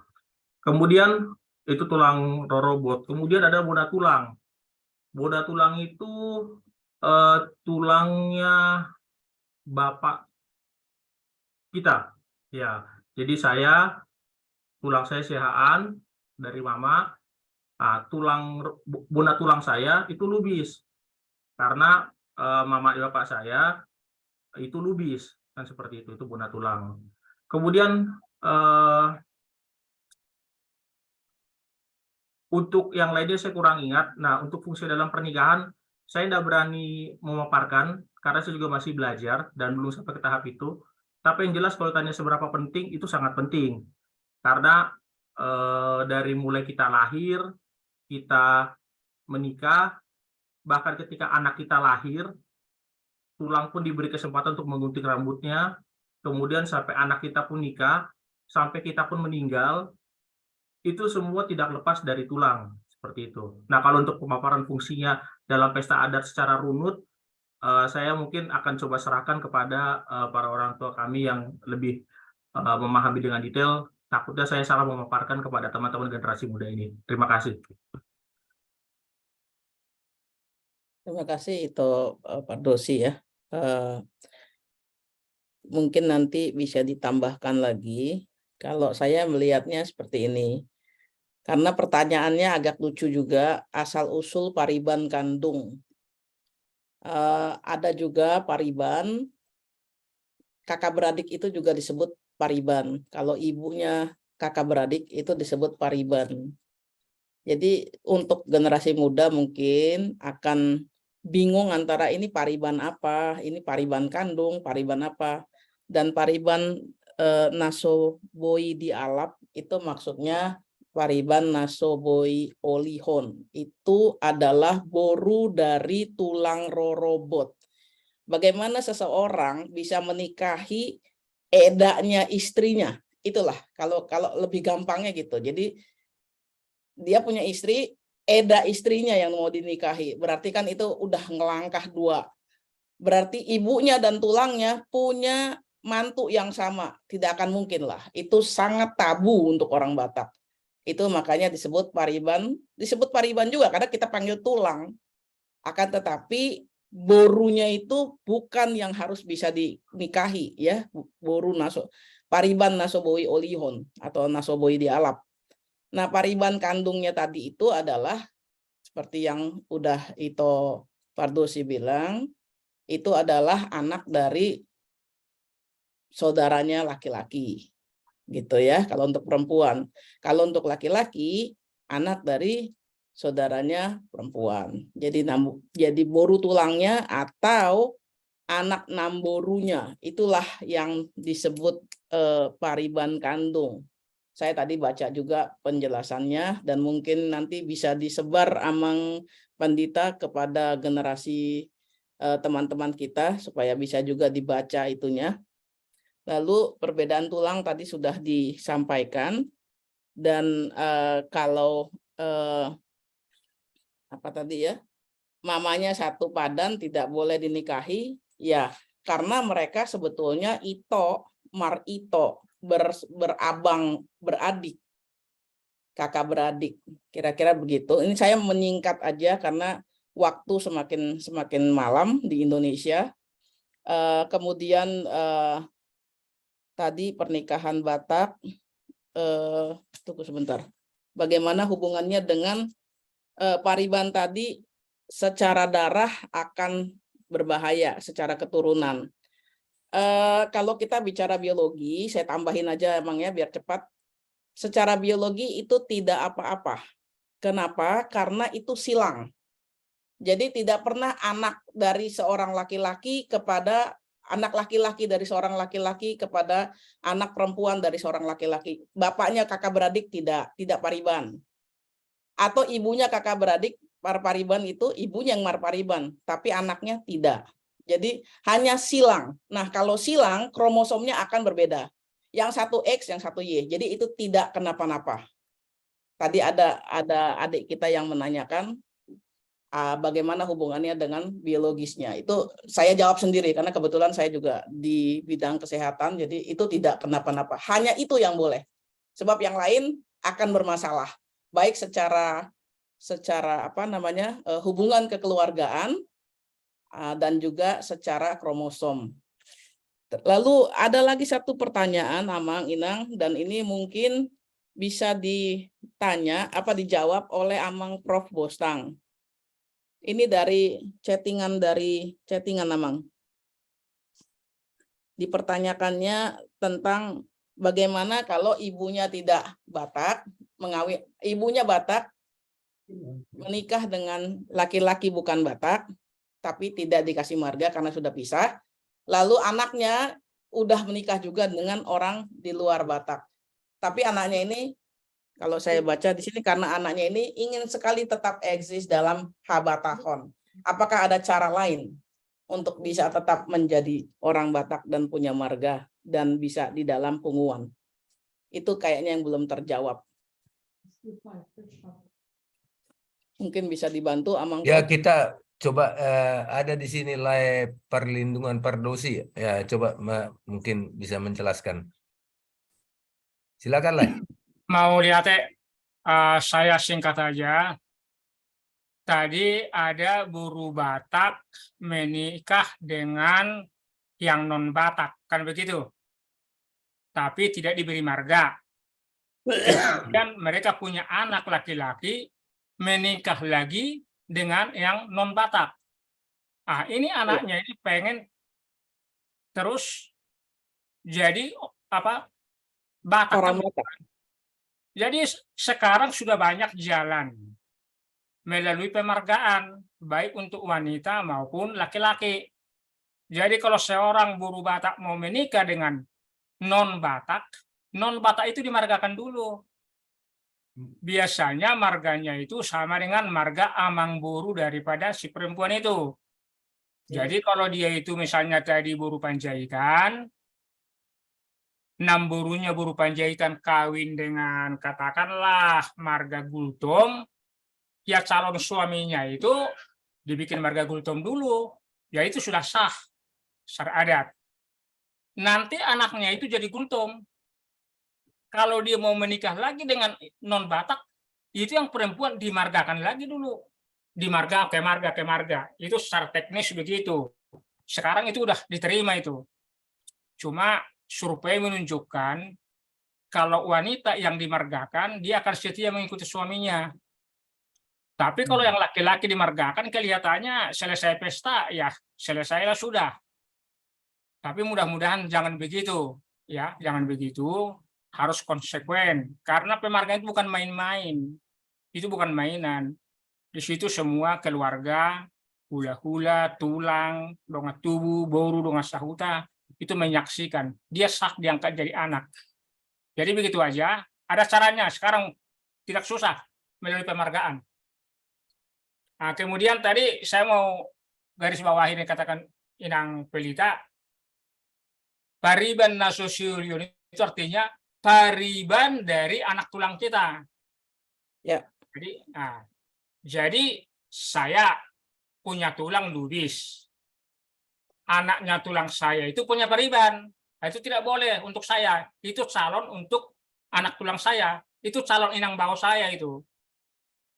Jadi begitu, ya. Jadi jangan kuadrat gitu loh. Kira-kira begitu. Saya rasa yang dijelaskan anak saya tadi Tulus sudah benar begitu. Terima kasih. Ya, saya tambahkan sedikit itu, Pelita ya. Ya. Tadi sudah jelas dari Lai Pardosi mengenai pemargaan ini memang pernah juga sudah kita menjadi kita buat jadi topik Parnonangon ya. Jadi mungkin pertanyaannya juga bisa begini ya. Tadi sudah dijelaskan sebetulnya ada jalan keluar ya, dimargakan, baik itu si calon suami atau si calon istri gitu. Nah, tapi apa tujuannya ya? Mengapa harus dimargakan? Itu pertanyaan juga ya. Nah, karena kalau tidak dimargakan, dia tidak bisa masuk ke dalam tadi ruhut parsauran dalian atau itu. Nggak bisa. Jadi nanti kalau tidak dimargakan, misalnya istri tidak dimargakan, maka nanti tidak ada tulang rorobot, tidak ada hula-hula, gitu kan, bagi si suami tadi yang akan menikahkan putranya atau putrinya. Jadi itu alasannya. Jadi benar sekali ya, menurut pengamatan kami juga apa yang dikatakan oleh Pardosi tadi, bahwa kalau laki-laki dimargakan itu dari suku lain itu memang mungkin hampir di atas 90% itu tidak meneruskan, tidak memegang marganya begitu ya, atau tidak menurunkan kepada keturunan. Tapi kalau wanita yang dimargakan itu sebaliknya, kira-kira begitulah. Terima kasih. Seperti Erick Thohir. Terima kasih. Terima kasih Amang Profesor. Bapak Ibu, kita ini sudah lebih setengah jam. Jadi menurut saya mungkin lebih baik kita tutup dulu sesi ini. Kalau ada yang mau melanjutkan, kita terus buka ininya ya, forumnya. Akan tetapi yang sahnya ini kita harus tutup dulu. Atau masih ada, oh ada yang masih tarik tangan itu. Pak siapa tadi namanya? Pak Rudolf ya? Nggak jadi? Oke. Nggak jadi. Oke, maksud saya kita tutup dulu parnonangan kita ini. Lalu kalau masih ada yang mau melanjutkan, kita akan tetap lanjutkan. Begitu kira-kira Amang Prof ya? Ya, silakan itu. Oke, nah, Amang dan Inang setuju ya, begitu ya? Baik. Ya, baik itu. Ya, jadi arti penting partuturon tarombo bagi anak-anak kaum muda itu sudah kita bahas, dan sangat penting sekali harus ada sesuatu yang suportif ya. Jadi sejak dini diajarkan, dilatih dan terus berlatih. Kemudian harus ada juga memperbanyak akses seperti tadi untuk mencari bahasa Batak.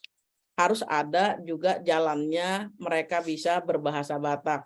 Mungkin dibawa ke perhelatan-perhelatan acara-acara Batak atau acara-acara pernikahan atau acara pra-pernikahan, karena di situ jelas semua dari Marhusib, Marhata Sinamot, menikah, Paulah Une, itu semuanya ada. Kalau terus-terus diajarkan, terus dibawa, lama-lama akan terlatih dan akan terbiasa. Kalau sudah terbiasa, ada kerinduan. Iya ya, saya ini orang Batak dan bangga sebagai orang Batak. Dan yang terakhir adalah dari dirinya akan tumbuh sendiri, yaitu pemahaman diri untuk belajar sendiri, bahkan terjun ke dalam perhelatan orang Batak, sehingga dia tahu bahwa oh ini marga berarti persatuan dan kesatuan, persaudaraan antar semuanya. Dan hal yang harus dilakukan juga adalah pulang kampung, karena dengan pulang kampung rasa persaudaraan itu kelihatan. Oh ini loh ternyata saudara-saudara saya. Kira-kira itu kesimpulannya Amang Inang. Sementara ini kita akan tutup dulu perhelatan kita. Namun Parnonang ini kita akan teruskan di pertemuan ini. Kita tutup dulu. Ada yang bersedia untuk menutup dengan doa? Kita minta tulang Harisan Boni lah, Harisan Boni. Walaupun sudah narasumber, tolong tulang ditutup dalam doa. Baik, Amang Guru, mari kita Amang Inang berdoa. Bapa di dalam surga, terima kasih Tuhan Kau memberikan perjumpaan yang indah pada kami pada malam hari yang indah ini Tuhan, memperbincangkan tentang arti penting marga Tarombo Partuturon Daliana Tolu bagi generasi muda Tuhan. Kiranya ini dapat memberi semangat, memberi pengertian kepada kami untuk lebih mendalami lagi kebudayaan dari yang sudah Tuhan berikan kepada nenek moyang kami, bangsa Batak. Begitu juga Tuhan, kami juga mendoakan Amang Inang yang telah ikut dalam Zoom pada hari ini. Tuhan juga yang memberikan kepada kami semua kesehatan, terlebih kepada tim daripada Batak Diaspora Marnonang. Tuhan berikan hikmat, kebijaksanaan yang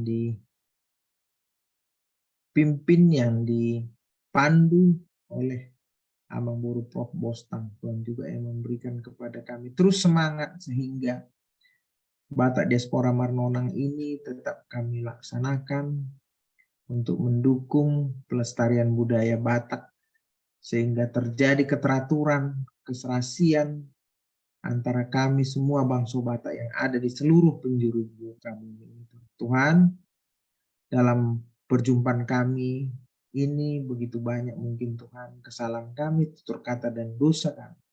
Hapuskanlah itu supaya tidak terhalang Tuhan berkat dan karunia.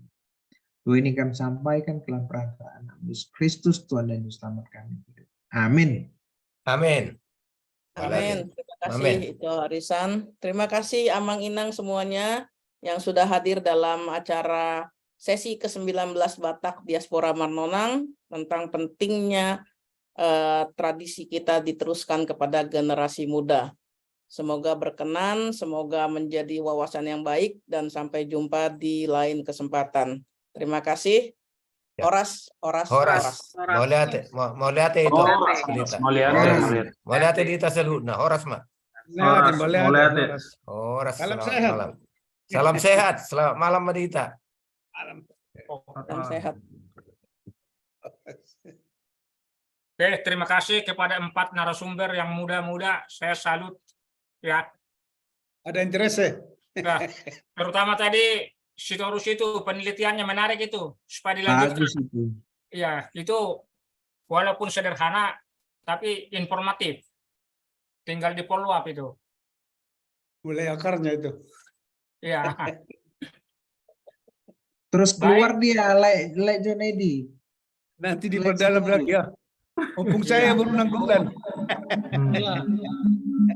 Oke, maaf ini besok bergereja jam 6.30. Saya harus live dulu. Terima kasih. Sore. Terima kasih Amang Inang semuanya. Oke. Sampai jumpa lagi. Horas tulang Siahan dari Jerman. Ke Amerika, salam ke Indonesia, Australia. Oke. Horas seluruh benua. Amang Siahan itu punya itu yang tadi. Horas mana? Oh ya. Siahan Hinalang itu mamanya. Siahan Hinalang, mama. Saya Siahan Hinalang saya. Itu. Udah pas lah itu. Ngau benaking di slide naking. Nomor 13. Oh iya pas 15 di rumah. Pas main. Ya, sama cucu saya itu, cucu saya. Ya, Oh, lo. Maruf tolong mau itu cari bungkus di hantu itu. Pak Hopung, Pak Hopung.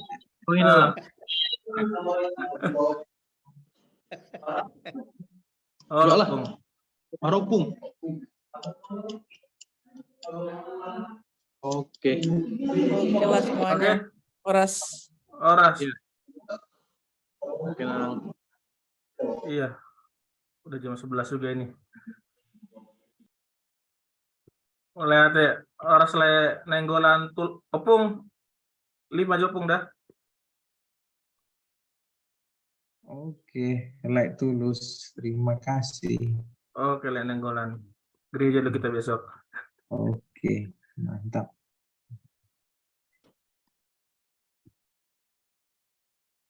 5 jopung dah.